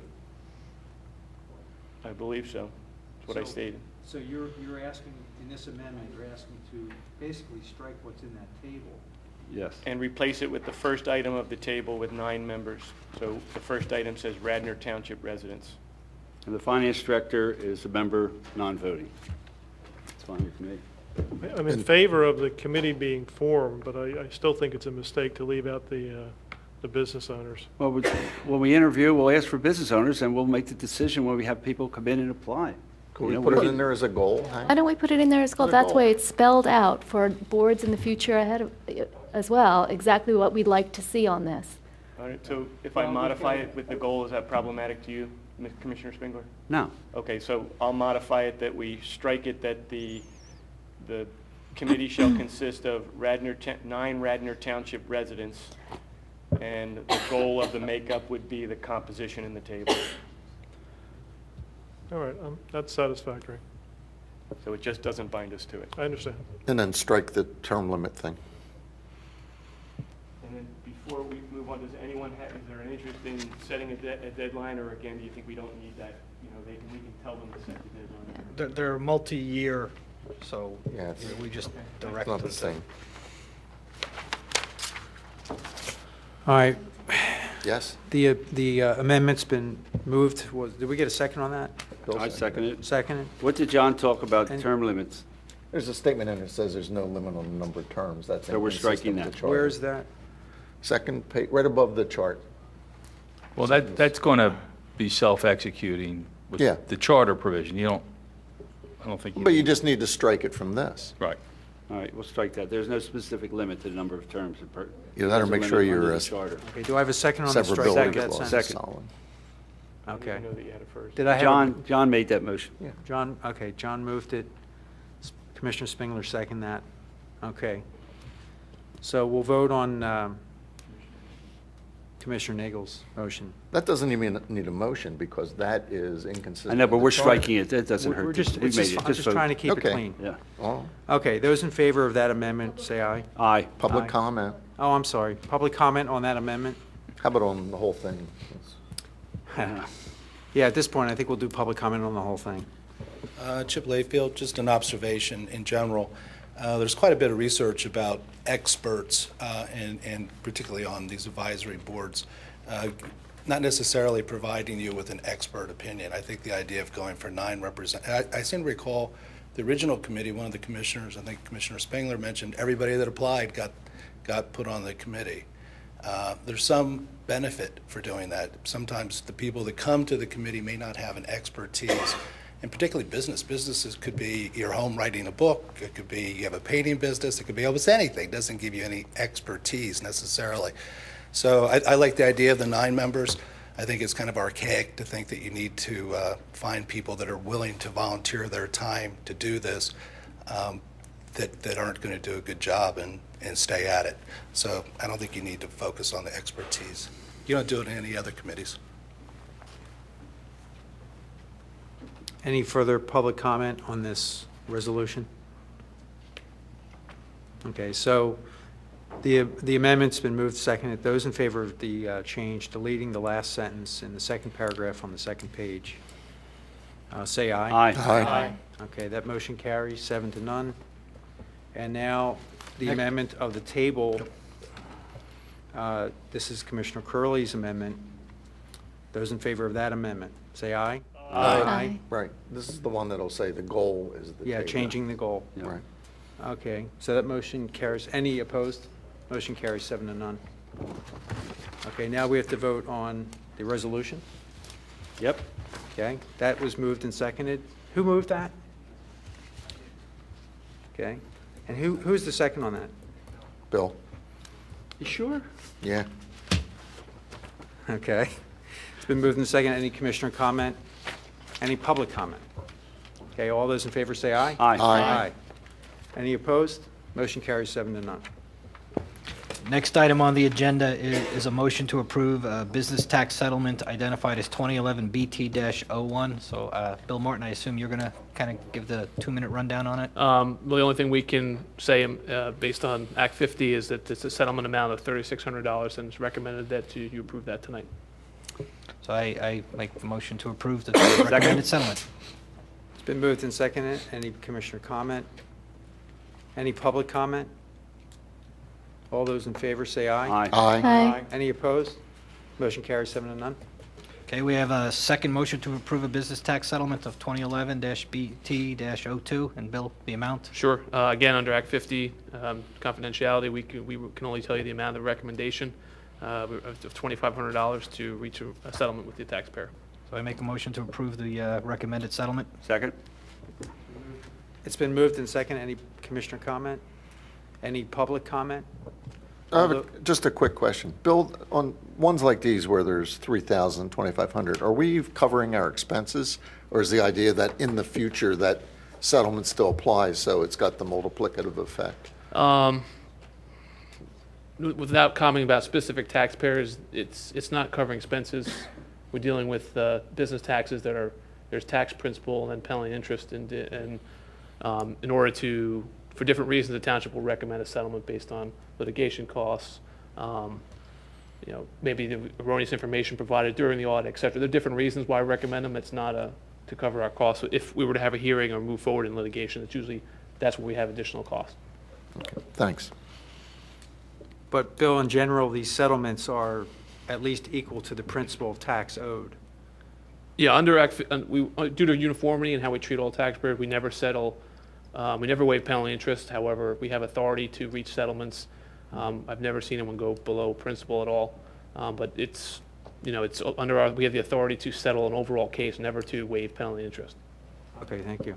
Any public comment? Okay, all those in favor say aye. Aye. Aye. Aye. Any opposed? Motion carries 7-0. That's it for finance and audit. Thank you, Kevin. Under Personnel Administration, we have 2 vacancies on the Garrett Hill Implementation Committee. If you are interested, please send your letter of interest to the Township Manager, Bob Zinkowski, at Radnor Township, 301 Ivan Avenue, Wayne, Pennsylvania, 1908. I forgot the zip code. 7. My zip code's 19010. Do you really? Yeah. You live in another world, I I understand. do. Okay. The better part of Radnor. We have Resolution 2011-14. This is to approve the Township Conference Room and Equipment Rental Policy. I guess, is there any staff comment on this issue, on this item? I'll move the approval of the resolution. Okay, it's been moved and seconded. Any commissioner comment? Well, I just have one thing I wanted to call out about it, and that is the fee waiver process. There is a fee waiver process in this policy for community groups, which is at the discretion of the manager and approval by Board of Commissioners. But I feel really strongly that it's important that we have that fee waiver in place for nonprofit community groups that aren't making any money, that want to use this building and aren't incurring any costs for the township, and those groups who are made up of Radnor residents, because those Radnor residents are paying every year for this building. And this is a facility that should be at their disposal, you know, if it's available, if it's not going to cost us anything. And I want to make sure that we are true to that waiver process. You know, when those waivers come in front of us, when community groups that are not making any money, that are not costing anything using these facilities, come to us, and they're made up of Radnor residents, that they should not be charged a fee. Okay, any further commissioner comment?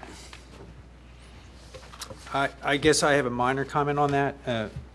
And I think I agree with Elaine Schaefer that, you know, we should try to make this available to groups, but at the same time, we do have carrying costs here, and, you know, to have electricity, lights on, the heat, and whatnot.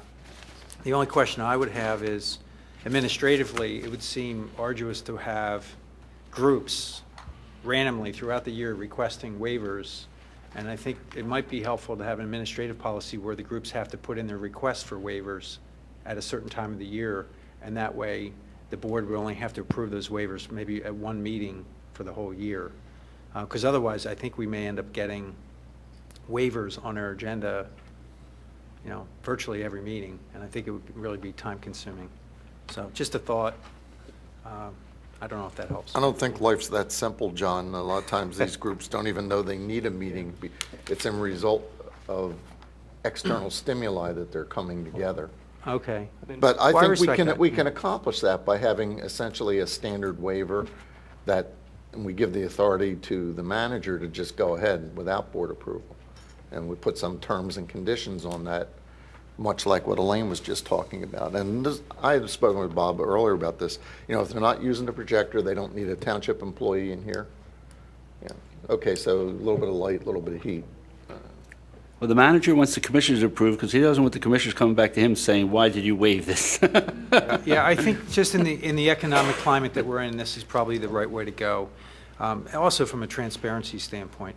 But I guess my point is blanket waivers, meaning if you are the XYZ group and you have meetings every month and you would like to have those meetings at the township building on occasion, it might make sense to have a blanket waiver that you submit and ask for that waiver. Well, the waiver form now, I don't know if you'd had a chance to look at it, but it gives, you know, the next 10 dates that you have. So Good. that really is kind of a blanket waiver. So why don't we approve this and see how it works, and we can Yep. always adjust it. Let's go. All right, so it's been moved and seconded. Any further commissioner comment? Any public comment? Seeing none, all those in favor say aye. Aye. Aye. Any opposed? Motion carries 7-0. And the last item under Personnel Administration is Resolution 2011-17, the appointments to the Zoning Hearing Board. Excuse me, I'll have to grab my... And this says that Noah Cutler be appointed to a 5-year term that will expire December 31st, 2015, and that Bradley DeLizio be appointed to an alternate to fill the balance of term of Noah Cutler, a term which expires December 31st, 2012. And this follows the tradition that we have of moving the alternate up and putting a new person in the alternate spot to get some training. And I move the approval of the resolution. Second. Okay, the resolution's been moved and seconded. Any commissioner comment? Seeing none, any public comment? All those in favor say aye. Aye. Aye. Any opposed? Motion carries 7-0. That's it for Personnel Administration. Parks and Recreation? See, there's Thursday, March 10th at Radnor Township Building, is the next Parks and Rec Board. There's a spring chess tournament Sunday, March 20th at the middle school. As always, if you go to the Township website or to radnorparksandrecreation.com, the winter and spring activities brochures are there. Also wanted to mention that I plan to have a committee meeting of the Parks and Rec Committee of this board to discuss the whole issue of leasing township property, which has been brought up because of Agnes Irwin asking about leasing Memorial Field. If we have a lease to even begin to look at that time, fine, but if not, I still want to have the general discussion about just the concept of leasing township assets. And then also I want to have a discussion that same night to talk about township-owned Parks and Rec facilities and the condition of them. The Parks and Rec Board was presented with a report on some of the conditions at Sulpizio Gym that need to be corrected, and we've heard in the past about both Kreutzberg and the Willows. So I want to have an airing of that, and we can do this at a committee meeting and have ample time to discuss it without affecting the length of our Board of Commissioners meetings. Right now, I'm setting that for the 22nd, and John and Elaine have already agreed they're available on that date. Be 6:30, and Bill, you're going to take care of advertising that, right? The next thing, apparently there's a rumor out there already that the Willows is closed. We've heard that feedback from the Willows staff about that. What we've done, the fact of the matter is Willows is open for rental. What we're not accepting rentals for 2011 at this point because we have some issues at the Willows that we have to work through. So, but it's still open for everything else. If you want to rent it and the date's available, by all means, please. And that's all I have for Park and Rec. Thank you, Commissioner Nagel. Commissioner Schaefer, Library. 3 quick announcements. First of all, this last Saturday, there was an event at the library, a turtle show with live turtles, and over 200 people showed up. Standing room only for an hour-long presentation featuring live turtles. Secondly, the IRS is not mailing forms home this year, tax forms, and the post office is not going to have them either. So the library is going to try and accommodate people who want their paper IRS forms, and they are going to have as many as they can of commonly used ones, and if you can't find the one you need, they'll try and help you find it. So you can go to, and they'll help you download it if you need to do that. So they will be available at our library. And then finally, if you are interested in serving on the Library Board of Trustees, you can pick up an application form at the library. They are now accepting them. And the deadline to submit that application is March 31st. It will be on the website of the library later this week, and you can download it there as well. That's it. All right, thank you, Commissioner Schaefer. I have no report under public health. I'll move to old business. I just want to announce that Commissioner Spingler and myself met with Ken Velosky at Villanova University on February 2nd. It was just an opportunity to hear more about Villanova's master plan. Really no new information was given to us. There was some discussion from the university, information given to us about the potential for the FBS move for their football team and what the possible implications might be on campus with that change. But that was an information session. It was very helpful, and in particular for me because most of my constituents live immediately surrounding that football arena. So that was helpful, and I did share all of that information gleaned from that meeting with the commissioners. I have no further old business. Can I just add to that if anybody is interested in seeing Villanova's master plan, it is online. So you get on their website, and it's a big PDF file, and you can see pretty much, all their plans. I have one item, which I assume is old business since it happened yesterday. I had the pleasure of going over to the Wayne Arts Center for the public reception that they had concerning 2 exhibits that are ongoing between now and sometime in March. I believe it's probably on our website. It's Expressions of Radnor and a photographic exhibit of Chanticleer. The Expressions of Radnor is artwork, photographs, sculptures done by Radnor residents. And if you can go over there, you can see how the Art Center has progressed in its development, which is a nice thing to see since we give a contribution to them every year. But it was also nice to see the artwork of friends and neighbors who I didn't even realize were artists. So I would invite everybody to stop over to the Art Center if you have a chance to see the show and check out the facility. Thank you. Any further old business? Under new business, I have one item under new business. Mr. Zinkowski, I'd like the staff traffic to take on looking at parking permits on Callanan Avenue in Garrett Hill. I have a resident who has requested that be looked at by staff traffic. Any further new business that's not on the agenda, printed agenda? Okay, the first item is a discussion on the Charter Review Commission. Bob, do you have any comments you'd like to make on this issue? No, this is just an outline I know that's been being worked on in regards to beginning to review the charter. You had received a draft or a memorandum from the solicitor in regards to some recommended changes.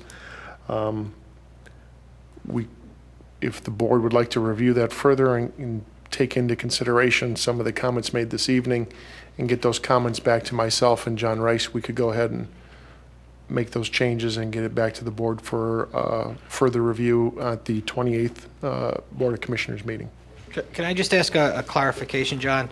Because the discussion tonight just, provoked some thinking.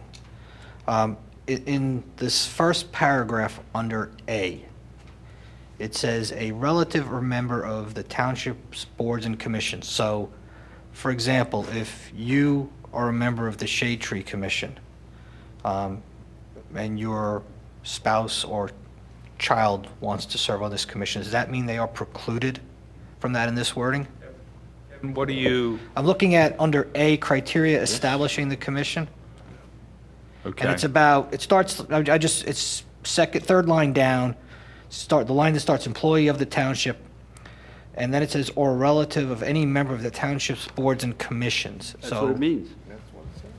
I mean, that's what it says. That's what I want to understand, because if it is, I think that I have to listen to some of the discussion tonight. That may be too far reaching. There's only 9 members. Yeah, but you are potentially excluding. My wife? No, it's if I'm not saying us. I'm saying it's probably okay for us, but somebody who's at. No, I get to approve. You know, Somebody, I'm trying to find the right word, but use the Shade Tree Commission as an example. If Jim Ward's wife wants to get involved, should she be precluded because Jim is on the Shade Tree Commission? I think that might be too far reaching. I just want to understand. That's what it says. Okay, thank you. I mean, you're going to have commissioners appoint. Each commissioner makes a recommendation, appoint, and you're going to have a member of the legal and voters. You're going to have the manager. But, Well, I don't agree with the legal wife, but I stated that before. So, and also, Bob, you asked for our input, but you're not going to get agreement on our input. So what we'll do. I think we have to hash these out tonight to give you the input you want. Okay. Yeah, so, I mean, my opinion is inappropriate to, as much as it's an honorable group, but in my opinion, the authority to appoint members should be limited to the elected people, whether it's 7 elected people or 8 with the treasurer is an issue. I'd also wonder if, in the interest of temperament, if having an even number wouldn't be preferable to an odd number, because it would sort of create a bit of a supermajority, and it would sort of slow the process down. I also think that, and I thought it was Bill's suggestion, I thought we all agreed that there's reason to proceed with administrative items differently, that some of them would be so simple that they don't need the long process, and furthermore, that we might have controversial items, and so the changes may fail because of the controversial items, and then they will take with it the things that are not controversial. Can I ask a question on that matter? John Rice, I mean, we don't have to take their recommendations en masse, right? We can basically say, correct. Enumerate them. Not us, though, Kevin, the public. The public may. Imagine there's a controversial item in this, and that controversial item might sink. You're saying when it goes to the vote? Yes, when it goes to the public, that it might sink the whole process, and then we have to live with 35 more years of the administrative items that we. Well, there's only one administrative item, and that's the amount of bid. That's it. I mean, the rest of them are just housekeeping that you can do anytime. So whether we want to do the bid now, is it too late to do it? Yes. Yes, all right, so. For the primary? Yeah. Yes. All right, so then we're just wrap it in. Just- The bid, the only bid process is the only administrative thing that really matters. A question for John Royce. Is it possible that the Board of Commissioners puts forth more than one referendum question On the same? ballot? Meaning we could divide up the recommendations into a category of Yes, things that we think. that's what I'm saying. You could. We have a two-tiered approach where You could. we separate So- those, so whatever we Let's- decide is administrative doesn't have to go through the same likelihood or possibility of failure as things that are more controversial. Just split it into parts, maybe. Yes. I think you're complicating this. Yeah. And bear in mind that you have to adopt an ordinance. So whatever this group does comes back with a series of recommendations, then you need to do an ordinance, advertise it, vote on it, Public hearing. and all that has to be done within the time frames to get something on the ballot, So. which is then- 13 Tuesdays Yes. before whatever the date is in November, if you're looking So at. if it was the way I think it could be, and it was troubling that we could at that point decide to separate it. In terms of the ordinance, sure. Yes, the I thi- group comes back and says, these are the 10 things, and 5 of them are controversial and 5 of them aren't. At that point, we could decide that we want the two-tiered approach. You can vote on what you want in that ordinance. I would draft the ordinance, and then it would have to be introduced. But that, I mean, there's a lot of lead time there, Yes. even for this fall. So, I mean, there are probably 5 or 6 administrative things that need to be addressed. I mean, there's some other things that, and I've given you a handful. There's some other things that, you know, are maybe controversial, but I think there's at least a half a dozen things that should not be controversial. That you're not talking about opening up the charter and changing anything, any basic issue there. I mean, you have bidding, you have some of your advertising requirements, you have some of your ordinance adoption requirements, which really are costing you a lot of money. There's some things that need to be clarified. You have an issue with vacancies, how vacancies get appointed. You go to county court if you can't agree as a board on certain vacancies. Most other codes have a person who's the vacancy board chairman who, let's say one of the 7 of you resigns, and it's a 3-3 vote. You can't agree. Goes to county court. Now you're in Delaware County Court. In a lot of municipalities under the other codes, there's a person who's appointed as the tiebreaker, basically, for that. If you have to keep it out of county court or to keep it out of a petition, you have a procedure that says voters can petition county court for that appointment. And when is the tiebreaker appointed? Usually at the reorganization meeting. They're called the vacancy board chairman. Yeah. We went through this, and I think it was Horsham had that problem. They did 1 or 2 charter revisions over 10 years, and they created that position because they had issues. So, I mean, I don't see that as that just solves. Well, I mean, wouldn't it be easier to take the easy ones and the commissioners just adopt them by, put it on the ballot by resolution for the November election? By ordinance. By ordinance, Right. adopt it, and have the Charter Review Commission one go on the following November? And we would That- have 2 in a row. That's And we certainly would- a way to do it. So we would get the easy ones, vote, and then we'd have another vote on any other changes that are recommended. If you can agree what the easy ones are, Yeah. I would go that route, because there's certain basic ones like the bidding requirements it just hamstrings. Well, why don't the commissioners on the list that John gave you, why don't you get to John your comments of what you think about the easy ones? Is there an expense to, for the advertising and the putting it on the ballot? I mean, is that something that is The prohibited? county pays for that. And we don't need to do any kind of education or No, you just put it on and, You adopt the ordinance, and, I mean, you can educate, the staff can educate on your website, whatever you want to do, you can educate the public as to what is going to be on the ballot, but the costs are going to be doing the ordinance, advertising the ordinance, and then giving it to the County Board of Elections, and doing the plain English version and the description of what these changes mean. But other than that, there's no other cost here. My recommendation would be to put something out to the residents that would clearly spell out what the ballot language will look like, as well as an explanation of why that change needs to take place. you mean like a mailing? Correct. So then we are talking expensive. Yeah, that's a correct. big There will be. expense. Well, yeah, And but, it's- on the bidding process and a lot of these processes, we're going to save thousands of dollars. But we can do both. I just don't want to do a mailing this year on a charter revision and then be 10 months from now doing another township-wide mailing on a charter revision. That's a waste of money. And the mailings are expensive. No, but the issue is, that to pass the things that are going to save you money, okay? Because the next year they might not pass with all the other things. If it gets muddled in with term limits and salaries and all that. Multiple issues on the ballot. Well, But I also think, though, that this is money well spent. yeah. if you're Based gonna on the save whole money. picture of how we spend, here's something to Yeah. let the residents know that here is the charter, this is Well, what we follow. Bob, I don't want by. to give you an extra work, but on these issues here, why don't you just have Bill jot down to the commissioners how much we're going to save if these were passed? We can do that. Yeah.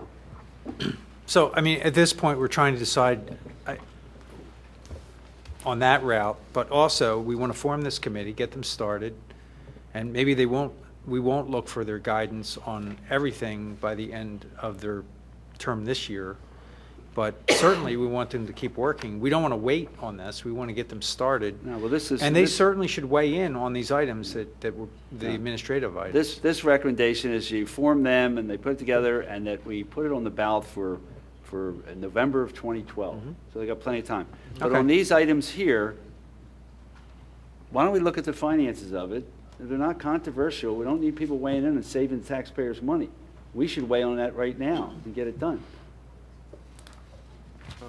That makes sense to me. Then Yeah, I think it's a great idea. with the sort of the composition of the board, I've stated I'm opposed to this composition, and Kevin has also, but I sense it's futile to, I mean, I sense that most of you like this composition, so there's no reason Well, for me everyone to- that likes this composition, say aye. So it's not going to change from our current form? No. There's nothing there that, Okay, I mean, to me, there's to just, me anyway. there's no reason why one group should be selected and given Well, special status to influence Don, the process, or special The League of capability. Women Voters, this is the kind of things that they do all over the United States. This is very traditional work for them, government. They're not non-political, they're nonpartisan. And It's one thing, John, for them to suggest and have at-large appointments that we choose through, but to treat them differently, I think, is inappropriate. you're not treating them, you're recognizing the unique perspective they bring because of their organization. They're getting Mr. Chairman? treated differently because they're getting special Yes. capability to influence. Yeah, the but just if make- you hold look, on, hold on. Guys, hold on. if you look at the Mr. history of the Zinkowski's first asking charter me and a you look at question. the open space, the League of Women Voters were always involved and getting input and having representation. Open space, If I could- recycling. If I could just make a Mr. Zinkowski? recommendation, if we come to the next meeting with the recommended changes that the Board of Commissioners could put on the ballot, let's move that first, and then after we've got that, then we'll go back to this, setting All the right. Yes, criteria. we If we have can do time. that, let's move that along, and then let's, if we can. Fair enough. Good We'll idea, move Bob. Thank you. All right, next item. Yeah, Bob, would you like to discuss the emergency snow parking ban? Sure. I've had the opportunity to ride with Bill Hagan in one of the snowstorms. It was very interesting to find out how many vehicles are left on the street during snowstorms, making it very difficult, not only for vehicular traffic, but also for the plows to get through certain neighborhoods. I know in Garrett Hill, it's very difficult because there is you cannot park in a driveway, but there are some areas where there are long driveways that vehicles are left on the street, not allowing us to remove snow efficiently and properly. And even I look in areas of Garrett Hill where there is snow that probably still sitting out there today that has now turned to ice that makes it very difficult for vehicles to pass. This would be something that I would ask that possibly in the Public Safety Committee, we could discuss this, as well as if the board would like to send this to staff traffic to look at as well. This is something that we would not implement this year, of course, by the timing, but something that we would look at next year. Even some accommodations in some of these neighborhoods where we could park. I know in the meeting that we had over in Garrett Hill, there's some recommendations of clearing some of the park areas, the parking lots, to clear those so that prior to snowfalls, vehicles could be left in those particular lots and then allow us time to clean up the streets. But it is very difficult moving some of these vehicles through some of the neighborhoods, especially I believe there was plows that were not even able to get down some of the streets. They had to wait until the front end loader was able to come down and clear the snow, which again, one is I think it's not safe for public emergency vehicles to get down there, if a squad, an engine, a police car to get down there, that you can't even get down in those neighborhoods. So this would be something that I would ask that the Board of Commissioners could begin the conversation, discussion, looking into this, as well as even in some of the areas where during the summertime where parking is on both sides of the street, it's impossible to even get down some of these areas of just restricting possibly one side of the street for parking only. But this is something that I think we should start looking at. I think this is one of those things that will be crammed down to the committee level. Yeah. As Chair of Public Safety, I'll schedule a meeting after Bill Collarula gets settled in, because I think he should be part of the discussion. And when we finally settle on a head of Public Works, that person should be weighing in as well. So once that's all done, if you remind me, I'll schedule a meeting of the Public Safety Committee, and we'll try and vet it there. That'd be great. Thank you. Should that be before or after it goes to staff traffic? What we could do is let's work through Commissioner Mahoney's committee first, and then we can then send it to staff traffic with a specific recommendation. And Bob, just to be, as part of that recommendation, will you include a communication plan as to how the residents find out when it's in effect? Yes. Okay. Would we be able to use the Global Connect system to dial out, like to announce a snow emergency? Yes, we would do that and use all. Because I mean, obviously the concern that we would have is large numbers of people getting parking citations and maybe even getting their vehicles towed without knowing that there's been a change. So. And also usually if you had this in effect, it would show up on your major networks. So if you see them along the bottom, says Lower Merion Township has instituted a snow emergency. So when you have this in place, do Global Connect, and it'll be all the broadcast networks would have that information as well. Okay, great. Okay. All right. Don Curley, you had some comments you wanted to make about parliamentary procedure? No, I have nothing. Nothing? No. Okay. I see on here authorization to engage Labor Council. We received a memo. Apparently, there's been a change in the law. Act 75 of 2010 mandates fitness testing, medical and psychological exams for both promotions and new hires on the civil service side. And I believe that this Labor Council, is that what this is related to? That's Have correct. the Labor Council look at this and recommend changes to our requirements. Is this to our handbook, or is this? No, our civil service rules and regulations for the Okay. promotions and testing have become outdated with as a result of passing of Act 75. Phil Deming and our Labor Council and our officer in charge, Lieutenant Antonini, have been discussing this, and the manager, Bob Zinkowski. So we recommend that we a fixed fee of $3,500 be spent with our Labor Council to update our civil service regulations. And we can authorize that by resolution at this moment, or do we need to put that on the next agenda? I'll move the authorization. Second. Can I just ask a quick, why isn't it recovered under our retainer? This is above and beyond regular retainer work that you have this a special assignment for the Labor Council to work with the Civil Service Commission. Okay, the resolution to hire our Labor Council with a fixed fee of $3,500 to address the Act 75 has been moved and seconded. Any further Commissioner comment? Any public comment? Okay, seeing none. All those in favor say aye. Aye. Aye. Aye. Any opposed? Motion carries 7-0. And the Let's see, we also have an February 28th meeting at the Radnor Fire Department was canceled. We are rescheduling that for May 9th. Okay, can we just be clear on that? The February 28th meeting is not canceled. It's Yeah, been let me moved. look. It'll be here. It was in Radnor Fire Company and asked that, given the time of year, might be a little bit tight in there, and I guess the Board of Commissioners in the past had met there where the doors were able to be open a little more temperature friendly. Do than we it need a is motion right for now. that since we approved it by motion at the beginning of the year? It would be good to do that. I'll move that the meeting be canceled at the Radnor Fire Company and rescheduled May 28th, and that the meeting be rescheduled for the 28th here in the Radnor Shire Room. What's this room Okay, called? so the motion is to, What's this room called? can we I'll second restate that. that? Yeah, let me, can Sure. the meeting on the 28th that was scheduled for the firehouse is now going to be May 9th. The meeting on the 28th will be held here at the Radnor Shire Room at the Township Building. Second. Okay, it's been moved and seconded. Any commissioner comment? Any public comment? Public comment? Baron Gemmer, come on up.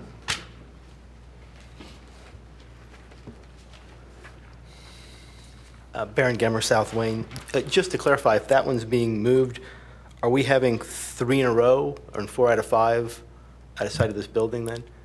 Because I have down from the website that the March 28th meeting would be the Wayne Senior Center, April 25th, Radnor Memorial Library, and May 23rd, Radnor United Methodist Church. So it's every other meeting. Well, no, with this movement, it'll be 4 out of 5 meetings in a row and 3 in a row. Fine. That's, and with some of the public hearings and things coming up, I just questioned that, but just wanted to make sure that that was the intent. Well, the intent is to have meetings off-site. And as long as we do a good job publicizing the location of those meetings, and we do publicize them in the paper, they're on the scroll, and they're on the website. As well as, too, as if anybody comes here, there will be signs posted of where the location is, and we'll even do some maps, too. Yeah, of how to get there. just realize too that a lot of times with the agendas not being posted till the Friday before or sometimes the day of, a lot of the neighborhood groups have a particular issue that they see that's on the agenda and they send around to people. They may not know until Monday to attend, and by the time they get here, it might be too late to get to the appropriate venue. So that's one of my concerns. We'll make sure on that agenda that it clearly states the location, because I think on the current agendas, it doesn't actually state the location. So that's a good point. We thank you don't for want to, the point of this is to get more contact with the public, not less. No, I understand. I still have my differences with that, but I just wanted to clarify that the current schedule, with the exception of the rescheduling of this meeting, is what we're planning on. Thank you. Baron, I'll be the first one to show up here on these dates. So the map would be appreciated. Be a quick meeting if you showed up here. Okay. I think that's it. Public participation.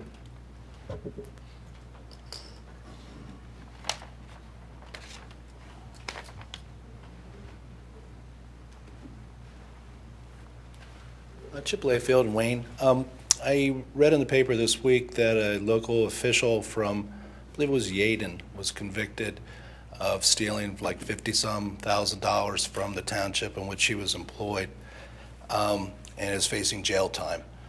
I'm wondering, is this board going to move forward with a recommendation to the district attorney or his individuals against our former manager?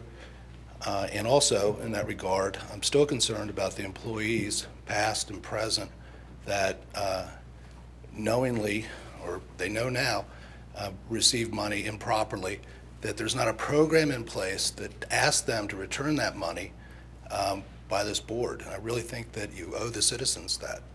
Is there any movement in either of those? I'll have John Rice reply to your first question. Yeah, about in terms of, the DA. in terms of criminal charges, Chip, what I've been told is that the Delaware County District Attorney's looking at this. There's been some communication, but they haven't made any decision on whether or not they're going to prosecute. And the U.S. Attorney hasn't either, although I've been told that they've looked at this. So it's, until we get a definitive yes or no, I don't think the board's in any position to take any other affirmative steps. Well, my understanding, the U.S. Attorney is not going to take an action because the Supreme Court overturned the jurisdiction that they were going to use there with the Enron case last summer. That's what I've been told. They made it more, that case made it more difficult. Exactly. Right, And to I think prosecute. you're kind of looking at statute of limitations here, and I really don't understand why with the cutbacks in the library, everything that we're increasing taxes, cuts in the library, your rear yard pickups going, everything's going out on the taxpayers of Radnor, and there's like virtually no effort here to really get that money back from the employees, past and present, and to see that Mr. Bayshore goes to jail or is prosecuted for his crimes. And I think it's outrageous, I really do. I don't understand what the reluctance is. There has been not an explanation of why this board can't make a petition to the DA to do that, either as individuals or as a group. I'm just very disappointed. This guy's going to jail for $50,000, and Bayshore's well over $1 million. I think it's outrageous to cut back the services, to increase the taxes, and to do so little. Thanks. Thank you for your comment. Any more public comment?